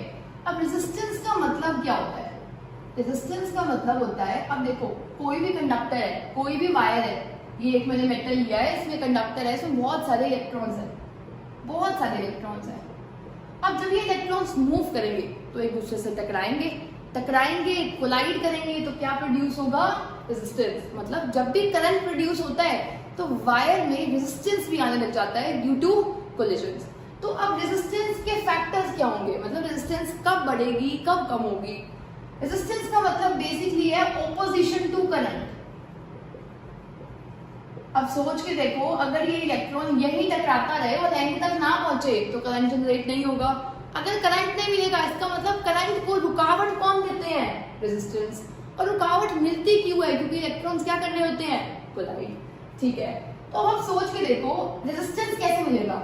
आप जा रहे हो, एक पॉइंट ए है, एक पॉइंट बी है, जिनके बीच में डिस्टेंस है 1 किलोमीटर, और एक रास्ता है ए और एक रास्ता है बी, और इसके बीच में डिस्टेंस है 1000 किलोमीटर। तो आपको क्या लग रहा है, कहाँ आपको ज्यादा ऑपोजिशन मिलेगी, कहाँ आपको ज्यादा रेजिस्टेंस मिलेगा, कौन आपको ज्यादा रोक रहा होगा। ये तो छोटा सा डिस्टेंस है, ये बहुत बड़ा डिस्टेंस है, तो यहाँ पर ज्यादा टकराएंगे तो करंट बहुत कम मिलेगा। तो यहाँ आप ये बोल सकते हो कि जब लेंथ ज्यादा होती है तब रेजिस्टेंस भी क्या होता है ज्यादा। जैसे लेंथ बढ़ती है वैसे रेजिस्टेंस भी क्या होता है, इंक्रीज होता है। जितना लंबा रास्ता उतनी ज्यादा रुकावट मिलेगी पहुंचने के लिए, मतलब उतनी ज्यादा रेजिस्टेंस। अब सेकंड पैरामीटर होता है एरिया। आप सोच के देखो, एक रोड है इतनी, एक रोड है इतनी, इसका एरिया कम है, इसका एरिया ज्यादा है।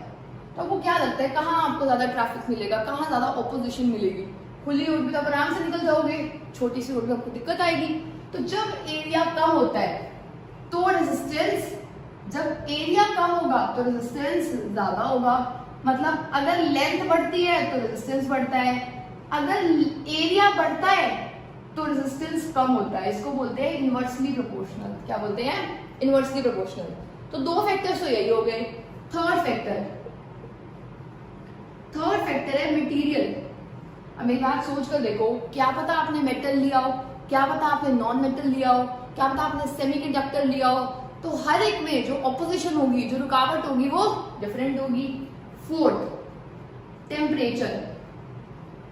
जैसे जैसे टेम्परेचर बढ़ता है उतनी ज्यादा इलेक्ट्रॉन्स को एनर्जी मिलती है, जितनी ज्यादा एनर्जी मिलती है उतनी ज्यादा एक दूसरे से टकराते हैं, जितनी ज्यादा टकराएंगे उतनी रेजिस्टेंस बढ़ेगी। मतलब टेम्परेचर के साथ भी रेजिस्टेंस बढ़ती है। ठीक है, तो रेजिस्टेंस के फैक्टर्स बताते हैं। ट्रस्ट में ये क्वेश्चन बहुत बार सीबीएसई में आता है और इतना इजी सा क्वेश्चन है। लेंथ के साथ, लेंथ बढ़ेगा तो रेजिस्टेंस बढ़ेगी, एरिया कम होगा तो रेजिस्टेंस बढ़ेगी, मटेरियल पे डिपेंड करेगी, टेम्परेचर ज्यादा होगा तो रेजिस्टेंस ज्यादा होगी। इसके लिए आप फॉर्मूला भी डिराइव करके आ सकते हो, दोनों डायरेक्टली प्रोपोर्शनल है, मतलब ये डायरेक्टली है और ये इनवर्सली है, तो R directly proportional to L, नीचे क्या आ जाएगा एरिया। तो R इक्वल्स टू, प्रोपोर्शनल का साइन जब भी हटता है एक कांस्टेंट आता है, यहाँ पर वो कांस्टेंट का नाम होता है रो, रेजिस्टिविटी। अब मैं आपको एक एक्स्ट्रा बात बता देती हूँ इस क्वेश्चन में, रेजिस्टेंस डिपेंड करता है लेंथ पे, एरिया पे, ठीक है, पर रेजिस्टेंस डिपेंड करता है मटेरियल और टेम्परेचर पे भी। वो तो मेरे फॉर्मूले में आया ही नहीं, क्योंकि मेरे फॉर्मूले में ये आ गया, जो ये क्वांटिटी होती है ये इन दोनों पे डिपेंड करती है, इसका नाम होता है रेजिस्टिविटी। तो important question for exam, write the factors on which resistivity of a material depends. It depends upon material as well as temperature. Now next question is, will current flow more easily through a thick wire or thin wire of the same material। मतलब question में क्या बोला हुआ है,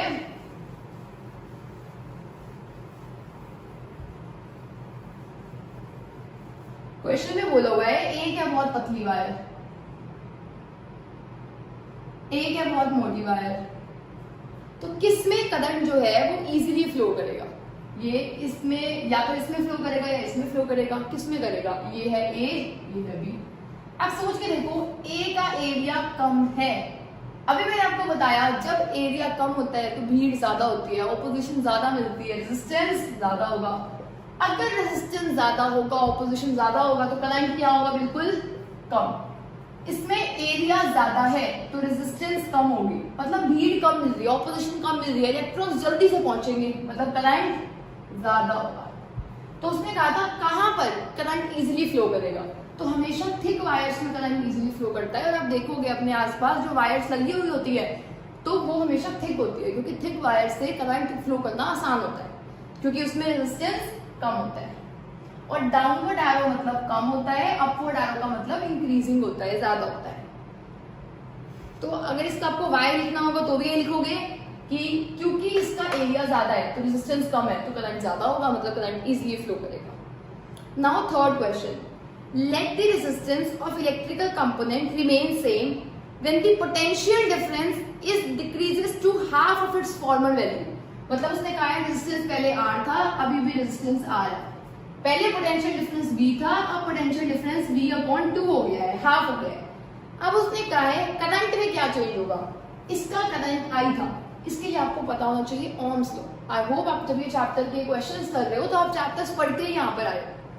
तो Ohm's law में हमने किया था कि V/I इक्वल्स टू R, या फिर आप बोल सकते हो V इक्वल्स टू IR। अब सोच के देखो, इसका V/I R के इक्वल है, इसका भी तो V/I R के इक्वल होगा, मान लो कि I डैश है, तो V/2/I इक्वल्स टू R। तो इससे आप इन दोनों को डिवाइड करके भी सॉल्व कर सकते हो, या फिर आपको एक इजी अप्रोच बता देती हूँ, इतना कॉम्प्लिकेट करने की जरूरत नहीं है। रेजिस्टेंस सेम है, अगर वोल्टेज हाफ हुई है तो करंट को भी तो हाफ होना पड़ेगा। सोच के देखो, पहले V/I था तो R के इक्वल था, अब वोल्टेज V/2 हो गई है, करंट भी अगर I/2 हो गया, दोनों कैंसिल करके रेजिस्टेंस अभी भी क्या आ जाएगा, R। तो जितनी वोल्टेज बढ़ती है उतना ही करंट बढ़ता है, जितनी वोल्टेज कम होती है उतना ही करंट कम हो जाता है, अगर रेजिस्टेंस सेम रहती है तो। सो आप बोल सकते हो कि करंट भी हाफ हो जाएगा। Now fourth question,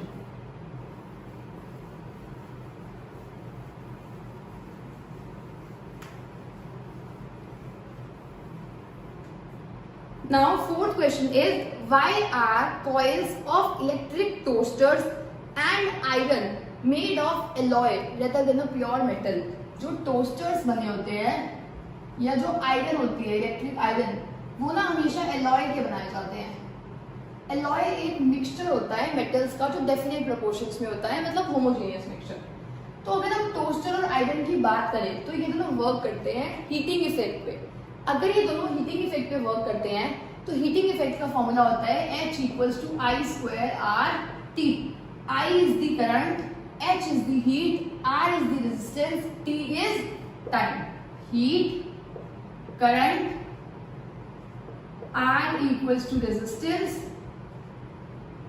and T equals to time।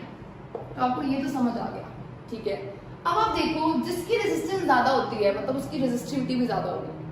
अगर रेजिस्टिविटी ज्यादा होगी, रेजिस्टेंस ज्यादा होगी तो हीट ज्यादा प्रोड्यूस होगी।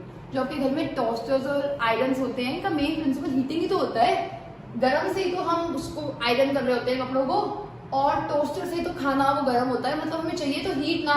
हीट तब ज्यादा होगी जब जिस मटेरियल की रेजिस्टिविटी ज्यादा होगी, और alloys have high resistivity as compare to their metals, तो इसलिए एलॉयज को यूज किया जाता है for making toasters as well as iron.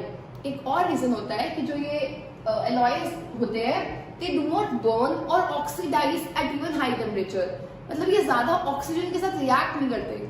अगर ये ऑक्सीजन के साथ रिएक्ट करते तो क्या पता कुछ और फॉर्म हो जाता, कोई रिएक्शन हो जाती, पर ये बर्न नहीं करते, ये उनके साथ रिएक्ट ही नहीं करते। तो 2 पॉइंट्स आप लिख सकते हो इसमें एग्जाम में। Now question number 5। Question number 5 is use the data in table 12.2 to answer the following. और उस डेटा में रेजिस्टिविटी दी हुई है। क्वेश्चन है कि किसमें से, आयरन और मरकरी में से किसकी कौन बेटर कंडक्टर है। तो रेजिस्टिविटी आयरन की भी दी हुई है और कॉपर की भी दी हुई है। आयरन की जो रेजिस्टिविटी है वो है 10 इंटू 10⁻⁻8 ओम मीटर, और जो मरकरी की रेजिस्टिविटी है वो है 94 इंटू 10⁻⁻8 ओम मीटर। एक और इंपॉर्टेंट क्वेश्चन मैं आपको बता दी हूँ, रेजिस्टिविटी की यूनिट आती है एग्जाम में, तो वो क्या होती है, ओम मीटर। ठीक है, आयरन की ये है, कॉपर की ये है, कौन ज्यादा है, कॉपर। कॉपर की रेजिस्टिविटी, कॉपर के यूज करते हैं Cu, कॉपर की रेजिस्टिविटी ज्यादा है किसकी रेजिस्टिविटी से, आयरन। आयरन के यूज करते हैं Fe। जिसकी रेजिस्टिविटी ज्यादा उसका रेजिस्टेंस ज्यादा, जिसका रेजिस्टेंस ज्यादा उसमें ओपोजिशन ज्यादा, उसमें रुकावट ज्यादा, जिसमें रुकावट ज्यादा उसमें करंट कम। तो क्योंकि कॉपर में रेजिस्टिविटी ज्यादा है तो करंट कॉपर में कम होगा, तो करंट किसमें ज्यादा है, आयरन में। तो कौन बेटर कंडक्टर हुआ, आयरन बेटर कंडक्टर है, क्योंकि आयरन की रेजिस्टिविटी कम है तो आयरन कंडक्टर बेटर है। सेकंड है which material is the best conductor. वो मटेरियल बेस्ट कंडक्टर होगा जिसकी रेजिस्टिविटी मिनिमम है। और अगर हम उस टेबल को देखें तो सिल्वर की रेजिस्टिविटी मिनिमम है, सिल्वर होता है Ag।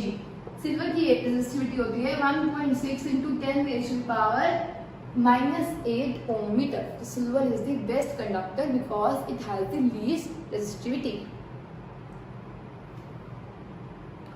Now next question is on page 213.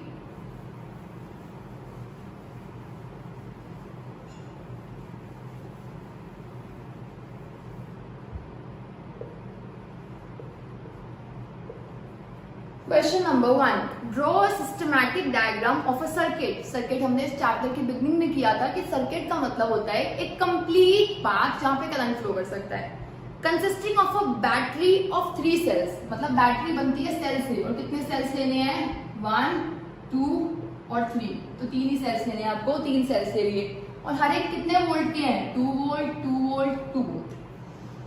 अब 5 ओम रेजिस्टर, अब 5 ओम रेजिस्टर और 8 ओम रेजिस्टर, मतलब एक रेजिस्टर लेना है जो है 5 ओम, एक लेना है 8 ओम, एक लेना है 12 और सारे सीरीज में कनेक्टेड है, और एक लगानी है प्लग की का सिंबल होता है ये। आपको इसके लिए सारे सिंबल्स पता होने चाहिए। एंड मेक श्योर आपको चैप्टर वाली वीडियो पहले देख लो, तभी इंटेक्स क्वेश्चंस करने का कोई फायदा होता है अगर आपने चैप्टर पूरा किया हुआ है तो हमने एक क्वेश्चन में लगानी थी प्लग की, क्वेश्चन में लगानी थी बैटरी जिसमें 3 सेल्स है 2 वोल्ट के, 3 रेजिस्टर्स हैं जो किसमें कनेक्टेड है, सीरीज का मतलब होता है एक लाइन में कनेक्टेड है। सो आई होप आपको फर्स्ट क्वेश्चन क्लियर हुआ होगा। सेकेंड क्वेश्चन है इसी सर्किट को ड्रॉ करो और इसमें एमीटर लगाओ और पोटेंशियल डिफरेंस निकालना है हमें 12 ओम रेजिस्टर के अक्रॉस। तो इसके अक्रॉस निकालना है पोटेंशियोमीटर, एंड क्वेश्चन में बोला हुआ है करंट निकालना है इन तीनों में, क्योंकि ये सीरीज में है तो करंट तीनों में ही सेम होगा, तो कहीं पर भी एमीटर लगा दो। और एमीटर हमेशा लगता है सीरीज में, वोल्ट मीटर हमेशा लगता है पैरेलल। तो हम कैलकुलेट करते हैं, उसने कहा है अब बताओ एमीटर और वोल्ट मीटर की रीडिंग्स क्या होगी। एमीटर मेजर करता है करंट, वोल्ट मीटर मेजर करता है पोटेंशियल डिफरेंस। तो निकाल लेते हैं, देखो ये 2 ये 2 ये 2, तो टोटल वोल्ट कितना हो गया 6 वोल्ट। जब 3 रेजिस्टर्स सीरीज में कनेक्टेड होते हैं तो RS का फॉर्मूला होता है R1 plus R2 plus R3, 5 plus 8 plus 12। Answer आ गया 25 ओम। आंसर कितना आ गया 25 ओम। तो इन तीनों को हटाकर हम एक रेजिस्टेंस लगा सकते हैं 25 ओम का। ये निकालने के बाद अब हमें कैलकुलेट करना है करंट। तो I हो जाएगा, देखो एमीटर यहां पर लगा हुआ है, I होगा V upon R Ohm's law से। V है 6, R कितना है 25। तो अगर हम 6 अपॉन 25 को सॉल्व करें तो हमारा आंसर आ जाएगा 0.24 एम्पियर। तो हमने एमीटर की रीडिंग तो निकाल ली, सेकेंड पार्ट है वोल्ट मीटर की रीडिंग निकालनी है। अब देखो करंट कितना फ्लो कर रहा है 0.24, मतलब इस बैटरी से करंट निकल रहा है 0.24। यहाँ पे कितना जा रहा है 0.24, यहाँ पे कितना जा रहा है 0.24 एम्पियर, यहाँ पे कितना जा रहा है 0.24 एम्पियर। हमें इसके अक्रॉस निकालना है पोटेंशियल ड्रॉप। पोटेंशियल ड्रॉप होता है V इक्वल्स टू IR। अगर हमें इसके अक्रॉस ड्रॉप निकालना है तो हमें इसी का ही करंट चाहिए और इसी की ही रेजिस्टेंस चाहिए। इसका करंट कितना है 0.24, इसकी रेजिस्टेंस कितनी है 12। अगर हम इसे सॉल्व करें तो हमारा आंसर आएगा 2.88 वोल्ट। सो आई होप आपको क्वेश्चन क्लियर हुआ होगा। इस क्वेश्चन में हमें एमीटर की रीडिंग बतानी थी, वोल्ट मीटर की। एमीटर बताता है करंट, वोल्ट मीटर बताता है पोटेंशियल डिफरेंस। तो करंट के लिए हमने पहले कहा कि ये तीनों सीरीज में है, तो नेट इक्विवेलेंट रेजिस्टेंस निकाल लिया, बैटरी निकाल ली। तो अब V पता है, R पता है, नेट करंट निकाल दिया। वही करंट हर जगह फ्लो कर रहा है क्योंकि सीरीज में है। अब इसमें भी वही करंट फ्लो कर रहा है, इसकी रेजिस्टेंस 12 है, तो इसके अक्रॉस पोटेंशियल डिफरेंस क्या है। अब वो क्वेश्चन में इसके अक्रॉस भी तो कह सकता था, अगर इसके अक्रॉस कहता तो इस करंट को इस रेजिस्टेंस से मल्टीप्लाई करते हैं, मतलब आंसर होता 0.25 into 8। पर वो जिसके अक्रॉस बोलेगा आपको उसके अक्रॉस ही करना है। Now first question on page 216। Question is, judge the equivalent resistance when the following are connected in parallel। और first part है 1 ohm and 10 raised to the power 6 ohm। second part है 1 ohm and 10 raised to the power 3 ohm and 10 raised to the power 6 ohm। अब आपको इस question में ध्यान रखना है, उसने ये नहीं बोला कि फाइंड द रेजिस्टेंस, उसने बोला है जज द इक्विवेलेंट रेजिस्टेंस। सिर्फ जज करना है, इसके अलावा और कुछ नहीं बोलता, बताना, फाइंड नहीं करना। अब आप देखो, अगर हम कभी भी पैरेलल में कनेक्ट करते हैं, जैसे अगर मैं आपको एग्जांपल दूं, अगर मैं 30 को पैरेलल में कनेक्ट कर लूं, 3 30 को पैरेलल में कनेक्ट करूं, तो पैरेलल का फॉर्मूला होता है 1 upon that 1 upon that 1 upon that, तीनों को ऐड करो, 30 एलसीएम आ गया 3 अपॉन 30। तो R की वैल्यू आ गई 3 अपॉन 10 या फिर R की वैल्यू आ गई 10। तो इसका मतलब अगर मैंने 3 30 वाले लगाए थे तो आंसर क्या मेरा 30 से बड़ा आया है? नहीं। क्या मेरा आंसर 30 से छोटा आया है? बिल्कुल। और अगर आपको इसमें मैंने सेम का एग्जांपल लिया था, अगर मैं आपको तीनों डिफरेंट लेकर दिखाऊं, से मान लो एक मैंने ले लिया 2, एक मैंने ले लिया 4 और एक मैंने ले लिया 6। अब हम आंसर कैलकुलेट करते हैं। तो एलसीएम आएगा 12, 6 प्लस 3 प्लस 2। तो आंसर आया R इक्वल्स टू 12 अपॉन 11, मतलब देखा जाए तो 1 पॉइंट समथिंग आया। आप देखो, आपने 2 4 6 को लगाया, क्या आंसर 6 से बड़ा आया? नहीं। क्या आंसर 2 से बड़ा आया? नहीं। आंसर जो था, जो सबसे छोटा था, उससे भी छोटा आया, 1 पॉइंट समथिंग। तो इस बात को अपने दिमाग में बिठा लो, जब भी आप पैरेलल में लगाओगे तो आपका जो आंसर आएगा वो छोटे से भी छोटा आएगा। मतलब अगर आपने 1 और 10 रेज़ टू पावर 6 का मतलब है 6 zeros, अगर इनको लगाया है तो आंसर आपका, बस आपको ये पता होना चाहिए कि 1 से छोटा आएगा। इसमें भी 1 10 raise to power 3 10 to power 6, answer पक्का 1 से छोटा आएगा। बस जज करना, तो कोई फालतू बात नहीं करनी आपको इस क्वेश्चन में। तो आपको यही बात लिख के आनी है, when they are connected in parallel, equivalent resistance is smaller than the smallest resistance। सबसे छोटे से भी छोटा आंसर आता है। ठीक है, तो नेक्स्ट क्वेश्चन करते हैं, question 2। Now second question is electric lamp of 100 ओम, मतलब एक लैम्प है और उसकी वैल्यू है 100 ओम। अ टोस्टर ऑफ रेजिस्टेंस 50 ओम। अब ये सारे हैं तो रेजिस्टेंस ही, तो रेजिस्टेंस का सिंबल ही ड्रॉ कर देते हैं। रेजिस्टेंस है 50 ओम का और एक फिल्टर है वो है 500 ओम का। इन सबको हमने कनेक्ट किया है पैरेलल में, मतलब हमने क्वेश्चन की स्टार्टिंग भी गलत कर दी है। इन तीनों को कनेक्ट करना था पैरेलल में, तो पहले आपको क्वेश्चन को रीड करना होता है। 100 ओम, 50 ओम और लास्ट कौन सा है 500 ओम। उसने कहा इन तीनों को कनेक्ट करो पैरेलल। पैरेलल का मतलब होता है फर्स्ट, सेकंड, थर्ड, ये होता है पैरेलल। 220 वोल्ट सोर्स किससे कनेक्ट करना है, मतलब जो सेल या बैटरी है वो कितने की है 220 वोल्ट की, ठीक है। What is the resistance of the electric iron connected to the same source? मतलब इन तीनों की जगह अगर हमने आयरन कनेक्ट किया है सेम सोर्स के साथ, सोर्स सेम मतलब 220 वोल्ट के साथ, और उसने कहा है वो उतना ही करंट ले रही है जितना ये तीनों ले रहे हैं, मतलब जितना यहाँ पर आई करंट जा रहा है उतना ही यहाँ पर करंट जा रहा है। तो हमें कैलकुलेट करनी है कि इसकी रेजिस्टेंस क्या है, और हमें कैलकुलेट करना है what is the current through it, मतलब हमें आई कैलकुलेट करना है और रेजिस्टेंस कैलकुलेट करना है। मतलब इन्होंने एक सिंपल सी बात को कॉम्प्लिकेट करके आपको बस घुमा फिरा के कहा है। उन्होंने ये नहीं कहा इन तीनों का नेट रेजिस्टेंस निकालो, उन्होंने बोला कि जितना ये तीनों करंट ले रहे हैं मिलके उतना ही एक और आयरन है वो उतना करंट ले रही है। अब बताओ वो रेजिस्टेंस कितना है, तो निकाल लेते हैं। और सेम सोर्स बोला हुआ है तो 1/R equals to 1/100 plus 1/50 plus 1/500, क्योंकि पैरेलल का यही फॉर्मूला होता है। 500 एलसीएम आ गया,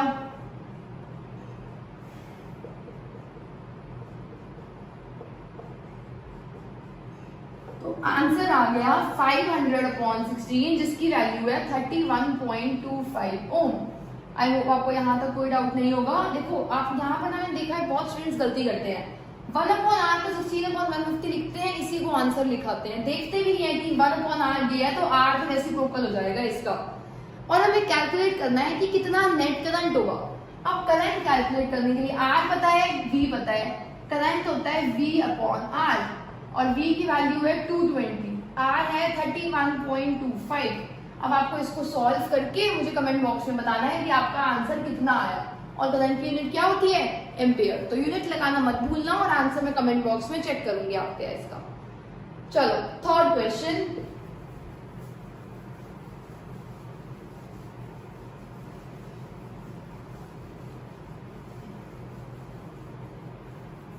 now third question is what are the advantages of connecting electrical devices in parallel instead of connecting them in series?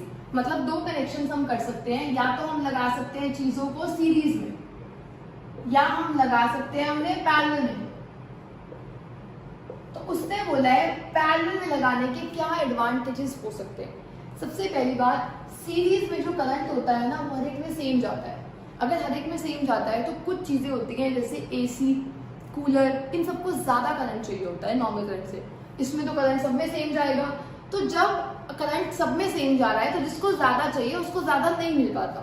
तो बेसिकली इसमें कोई फायदा नहीं हो रहा अगर हम सारे कनेक्शंस को सीरीज में लगाते हैं। तो हम लगाते हैं पैरेलल में। पैरेलल में ना करंट डिवाइड हो जाता है, जिसको जितना चाहिए उतना करंट मिल जाता है और काम चल जाता है। तो आप फर्स्ट पॉइंट तो यही लिखोगे कि करंट इक्वल होता है सीरीज में।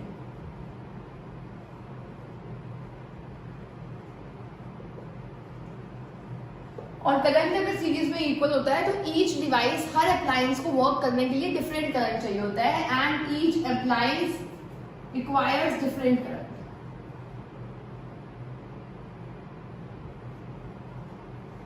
Different current. और सोच के देखो अगर मान लो एक फ्यूज हो गया, एक के अंदर करंट 0 हो गया तो सीरीज में तो सारे कनेक्टेड थे। एक में एक फ्यूज हुआ, एक खराब हुआ, सारे बंद हो गए। अब आप ये थोड़ी सोचोगे आपके घर में एक फॉल्ट आया, लाइट खराब हुई और पूरे घर में सब कुछ ही बंद हो गया। तो बेसिकली हम सीरीज में नहीं लगाते और पैरेलल में लगाते हैं। तो इसके दो पॉइंट्स आप यही लिख सकते हो कि एक तो फर्स्ट पॉइंट हो जाएगा, अगर कोई भी एक अप्लायंस किसी भी डिफेक्ट की वजह से काम करना बंद करता है बाकी सब वर्क करते रहेंगे। ये बंद कर गया, बाकी जितने भी लगे हुए हैं वो वर्क करते रहेंगे, उनको कोई फर्क नहीं पड़ता। नेक्स्ट, और पैरेलल में सबको वोल्टेज भी सेम मिल जाती है। और आप ये बोल सकते हो क्योंकि आपने अगर रेजिस्टेंस देखा हो तो आप सोच के देखो, एक और थर्ड पॉइंट भी आप मेंशन कर सकते हो। सेकंड तो मैंने आपको बताया एक फ्यूज वाला है कि अगर एक फ्यूज हो गया बाकी सब वर्क करते रहेंगे। थर्ड पॉइंट आप एक और पॉइंट ऐड कर सकते हो कि क्योंकि हमने इन्हें तीनों को, जितने भी रेजिस्टेंस है, अगर हमने उन सबको पैरेलल में लगाया हुआ है तो पैरेलल में लगाने से क्या होगा, अगर हमने इन सबको पैरेलल में लगाया हुआ है तो पैरेलल में लगाने से ओवरऑल जैसे अगर मान लो 1 और 2 को सीरीज में लगाओ तो आंसर जो होता है वो इससे भी बड़ा आता है, 3 आया। जब आपने इनको पैरेलल में लगाया तो आंसर जो सबसे कम रेजिस्टेंस है उससे भी कम आएगा। तो जो टोटल सर्किट में जो करंट होता है वो बढ़ जाता है। कैसे बढ़ जाता है आप सोच के देखो, क्योंकि रेजिस्टेंस क्या हो गया, कम। जब हम सीरीज की बजाय पैरेलल में लगाते हैं तो पैरेलल में जो नेट रेजिस्टेंस होती है वो कम होती है। मैंने आपको उस जज वाले क्वेश्चन से भी समझाया था कि रेजिस्टेंस छोटे वाले से भी कम होगी, और मैंने आपको पहले ही बताया जिसमें रेजिस्टेंस कम होती है, ऑपोजिशन कम होती है, उसमें करंट ज्यादा फ्लो करता है। तो पैरेलल में करंट ज्यादा मिल सकता है आपको। तो आई होप आपको ये सारे पॉइंट्स क्लियर होंगे। मैं यहाँ पर साइड पे अटैच भी कर दूंगी चारों पॉइंट्स। फर्स्ट पॉइंट है इसका कि करंट सीरीज में इक्वल रहता है, तो जिसको जितना चाहिए उतना नहीं मिल पाता। सेकंड है अगर एक खराब हो गया तो सारे बंद हो जाते हैं सीरीज में। थर्ड है कि सीरीज में रेजिस्टेंस ज्यादा होता है तो करंट ज्यादा फ्लो नहीं कर पाता, तो करंट भी कम फ्लो करता है। तो ये पॉइंट्स थे जो बहुत इंपॉर्टेंट थे, और उसमें सबको वोल्टेज भी सेम मिलती है। चलो next question is question number 4।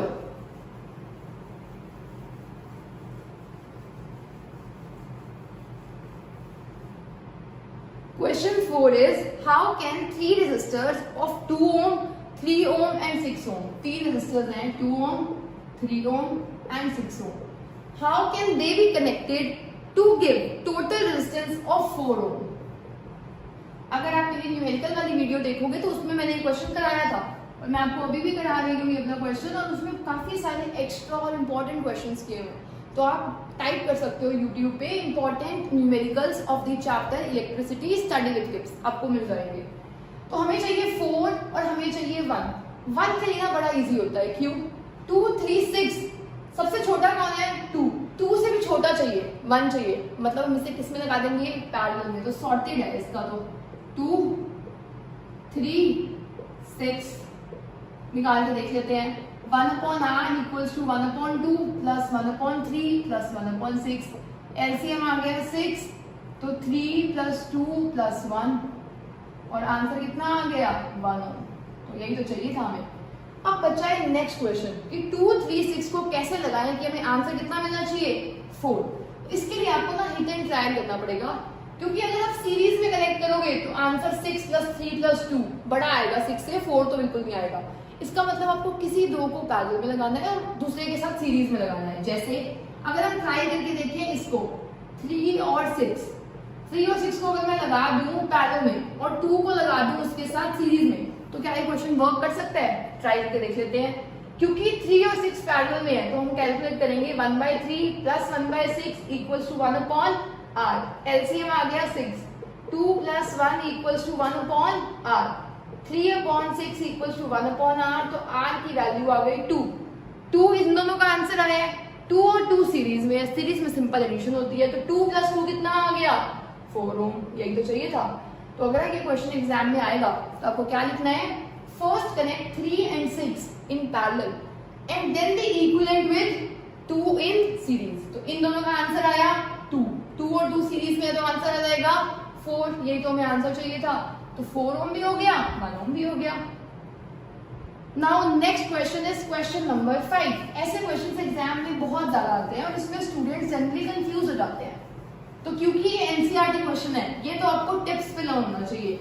NCERT book को आपको बाइबल की तरह करना होता है, मतलब एक एक वर्ड टिप्स पे पूरा अच्छे से।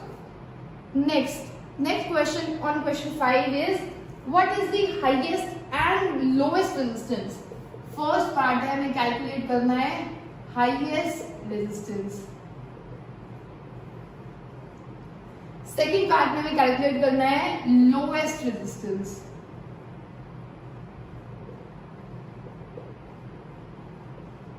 When there are 4 coils, 4 coils है हमारे पास, 4 ओम, 8 ओम, 12 ओम, 24 ओम। अब ये बात तो मुझे लग रहा है मैंने पता नहीं कितनी बार बोल दिया है कि जितने रेजिस्टेंस को तुम सीरीज में लगाते हो आंसर जो बड़ा है उससे भी बड़ा आता है। जब तुम पैरेलल में लगाते हो जो छोटा है उससे भी छोटा आता है। तो हाईएस्ट चाहिए तो किसमें लगाते हैं? हमेशा सीरीज में। अब इसमें ना वो क्वेश्चन कंफ्यूज करने के लिए ये भी कह सकता था कि हाईएस्ट करंट चाहिए, तो हाई करंट तब आता है जब लो रेजिस्टेंस हो। तो हाई करंट और हाईएस्ट रेजिस्टेंस जब होता है तो लोएस्ट करंट होता है।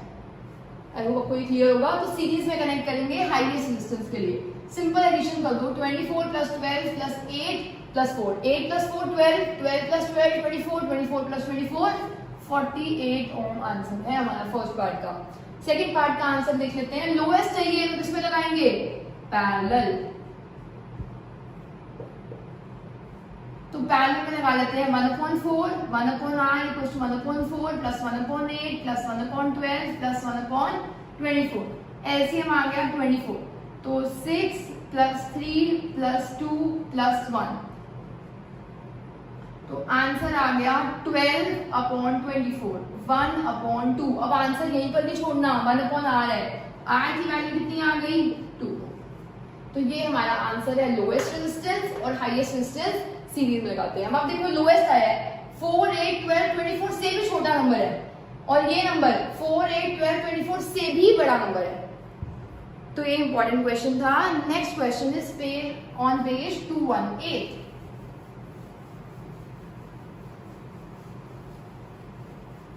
Now question is, why does the code of heating heater, page 218, जो इलेक्ट्रिक हीटर होता है उसकी जो कोड होती है, जो तार होती है, वो तो नहीं जलती, पर जो इलेक्ट्रिक हीटर का जो मेन हीटिंग एलिमेंट होता है, जो रॉड होती है, वो रेड होने लग जाती है। तो वो क्यों जलती है, ये क्यों नहीं जलती? क्योंकि ये जो पूरा प्रोसेस होता है ना, वो होता है on heating effect of current. इस पे होता है heating effect of electric current, ये मैंने आपको एक पहले क्वेश्चन में भी बताया था। अब हीट होती है I²RT, मतलब जिस मटेरियल की रेजिस्टेंस या रेजिस्टिविटी ज्यादा होगी उसमें हीट ज्यादा प्रोड्यूस होगी, और जो हीट होती है वही लाइट की फॉर्म में चेंज हो जाती है। तो जो हीटिंग एलिमेंट होता है इसका, वो हीटिंग एलिमेंट बनाए जाते हैं एलॉयज के। एलॉयज की रेजिस्टिविटी ज्यादा, रेजिस्टिविटी ज्यादा तो हीटिंग इफेक्ट ज्यादा, हीटिंग इफेक्ट ज्यादा तो वो लाइट में कन्वर्ट भी हो जाएगा। पर अगर हम उस तार की बात करें, इस तार की, ये तार तो नहीं चलती हुई दिखती। ये तार क्यों नहीं चलती? क्योंकि जो ये तार है ये कंडक्टर्स की होती है, मेटल्स की होती है। तो कंडक्टर्स में हमें करंट चाहिए होता है, करंट चाहिए तो रेजिस्टेंस कम होता है। जब रेजिस्टेंस ही कम होगा तो हीटिंग इफेक्ट भी कम होगा, हीटिंग इफेक्ट कम होगा तो वो क्या ही लाइट में कन्वर्ट होगा। तो हीटिंग इफेक्ट ज्यादा प्रोमिनेंट हीटिंग एलिमेंट में होता है और नॉर्मल तारों में नहीं होता। तो उसमें नॉर्मल तारों में नॉर्मली हीट प्रोड्यूस होती है। सो आई होप आपको ये क्वेश्चन क्लियर हुआ होगा। Question number 1 on page number 218। Next question, question number 2 is calculate the heat generated, मतलब हमें हीट निकालनी है H while transferring 96,000 coulomb of charge, मतलब Q जो चार्ज है वो है 96,000 कूलम इन 1 आवर। टाइम भी दे दिया उसने हमें, 1 घंटे में ट्रांसफर करना है through potential difference of 50 volt. V दे दिया उसने 50 वोल्ट। तो हमें अब कैलकुलेट करना है हीट। हीट का फॉर्मूला हमें बताया होता है I²R×T। क्या इसके अलावा कोई फॉर्मूला भी पॉसिबल हो सकता है? हमें तो V दिया हुआ है, तो इसके अलावा भी कोई फॉर्मूला पॉसिबल हो सकता है। और वो फॉर्मूला हम कैसे कैलकुलेट कर सकते हैं? जैसे देखो I का फॉर्मूला होता है V/R। तो इस फॉर्मूले को पुट कर लेते हैं। हीट की वैल्यू कितनी आ जाएगी? I को रिप्लेस कर दो V²/R, तो दोनों का स्क्वायर कर दिया V/R into R into T। तो फॉर्मूला आ गया V²/R/T, क्योंकि एक R से एक R कैंसिल हो जाएगा। पर अभी भी हमें जो क्वेश्चन था उसमें Q दिया हुआ है, T दिया हुआ है, V दिया हुआ है। तो हम एक और चीज भी कर सकते हैं। क्या हम इस फॉर्मूले को और किसी में चेंज कर सकते हैं? कर सकते हैं। देखो आपको हीट निकालनी है, heat is a form of work. तो हीट को आप वर्क की फॉर्म में एक और में कैलकुलेट कर सकते हो। अगर मैं R को रिप्लेस कर दूं किसी और चीज से, अब R को रिप्लेस कैसे करेंगे? क्योंकि क्वेश्चन में हमें R नहीं चाहिए, तो R को हम रिप्लेस कर सकते हैं V/I। तो R को रिप्लेस कर दिया V/I, तो यहाँ पर पुट करते हैं V²/R को रिप्लेस करना है V×I×T। तो V से V कैंसिल, फॉर्मूला आ गया VIT। तो आपको वैसे तो ना टेक्निकली ये तीनों फॉर्मूले याद होने चाहिए। एक तो होता है हीट का VIT, एक होता है I²RT और एक होता है V²/R×T। तो ये तीनों फॉर्मूले याद होने चाहिए। अब हम निकालते हैं। क्या हमें V दिया हुआ है? दिया हुआ है 50।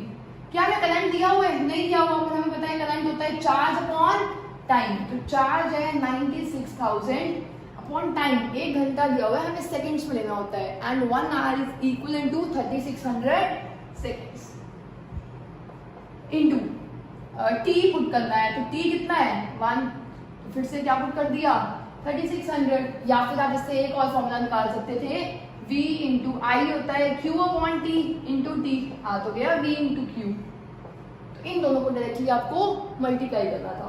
अब आपको इसका आंसर भी कमेंट बॉक्स में बताना है कि क्या आएगा। वैसे तो मैंने आपको ये पूरा यहाँ से सॉल्व करके दिखाया, पर हमने जो बिगनिंग में चैप्टर में फॉर्मूला किया था उससे भी आप सिंपली इस क्वेश्चन को कर सकते थे। मैंने आपको बताया था W इक्वल होता है V इंटू क्यू। अब स्टार्टिंग के 2-3 क्वेश्चन देखना, उसमें हमने फॉर्मूला यूज किया था, तो यही तो करना है। वर्क की तो हीट होती है और हीट निकालनी है हमें, तो हीट होगा V इंटू क्यू। V कितना दिया हुआ था हमें 50, क्यू कितना दिया हुआ था 96,000, बस इसी को मल्टीप्लाई करना था, वही हमने वहां पर किया है। तो आप मुझे इसका आंसर कमेंट बॉक्स में बताओगे कि आंसर क्या है। नाउ क्वेश्चन नंबर 3,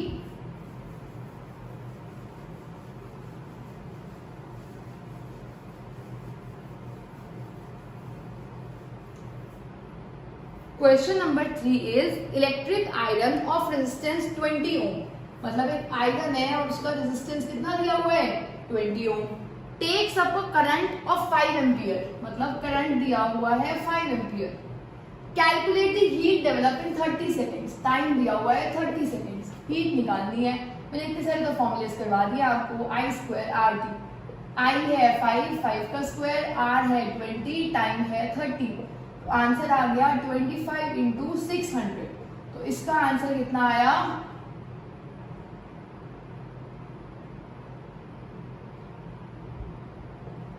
तो ये आंसर आ गया, और हीट की यूनिट जो होती है वो होती है जूल्स, तो हमारा आंसर आ गया 15,000 joules. Question on page 220 is, that is page 220 is, what determines the rate at which energy is delivered by the current, मतलब हम बात कर रहे हैं एनर्जी की, और सिर्फ एनर्जी की बात नहीं कर रहे हैं हम बात कर रहे हैं रेट एट विच एनर्जी। इसका मतलब, रेट का मतलब है, मैंने आपको बिगनिंग ऑफ द वीडियो में बताया था, मतलब हमेशा होता है अपॉन टाइम। जैसे rate of flow of charges उसको बोलते हैं करंट, ऐसे रेट ऑफ एनर्जी, तो rate at which energy is dissipated उसको हम बोलते हैं पावर। और इस चैप्टर में आपको पता है कि इसे बोलते हैं इलेक्ट्रिक पावर, क्योंकि इलेक्ट्रिकल एनर्जी की फॉर्म में डिसिपेशन हो रही। नाउ सेकेंड क्वेश्चन इज, तो इसका आंसर आपको लिख देना है electrical power. Next second question is, electric motor takes 5 ampere, मतलब करंट दिया हुआ है 5 एम्पियर, फ्रॉम 220 वोल्ट लाइन, मतलब V दिया हुआ है 220 volt. Determine the power of the motor, हमें पावर कैलकुलेट करनी है, and the energy consumed in 2 hours, energy निकालनी है जब टाइम कितना है 2 आवर्स। अब हमें पावर कैलकुलेट करनी है, हमें हीट का फॉर्मूला पता है VIT, अभी मैंने डिराइव करवाया था आपको। अगर हीट VIT है तो पावर क्या होगी, पावर होती है एनर्जी अपॉन टाइम, मतलब हीट अपॉन टाइम, तो VIT मतलब पावर होगी VIT अपॉन T, T से T का आंसर पावर होगी V इंटू I, V कितना है 220 इंटू I कितना है 5, तो आंसर कितना आ गया, तो आंसर आ गया आपका 1100 वोल्ट। पावर की यूनिट हमेशा होती है वोल्ट, तो पावर आ गई 1100 वोल्ट। नेक्स्ट क्वेश्चन इज, हमें एनर्जी कैलकुलेट करनी है। अब आप देख सकते हो एनर्जी इक्वल है पावर इंटू टाइम, पावर आपको पता है 1100, टाइम है 2 आवर्स, आवर्स को आपको कन्वर्ट करना है सेकंड्स में, 3600 से मल्टीप्लाई करना है, और ये लास्ट होमवर्क है आपके लिए, आपको इसकी कैलकुलेशन का आंसर कमेंट बॉक्स में करना है। मैंने आपको 3 होमवर्क दिए हैं आज के लिए, जिसमें आपको सबको कमेंट करना है। जैसे आप ये वीडियो देख रहे हो, इससे आपको भी अच्छा लगेगा कि आपको समझ आया या नहीं आया, मैं भी आंसर्स वेरीफाई कर लूंगी आपके साथ। So this was all about the in-text questions, or as we say blue box questions of the chapter electricity for class 10th. If you like this video, please share this video with your friends as well, and thanks for watching. I hope you all have a nice day.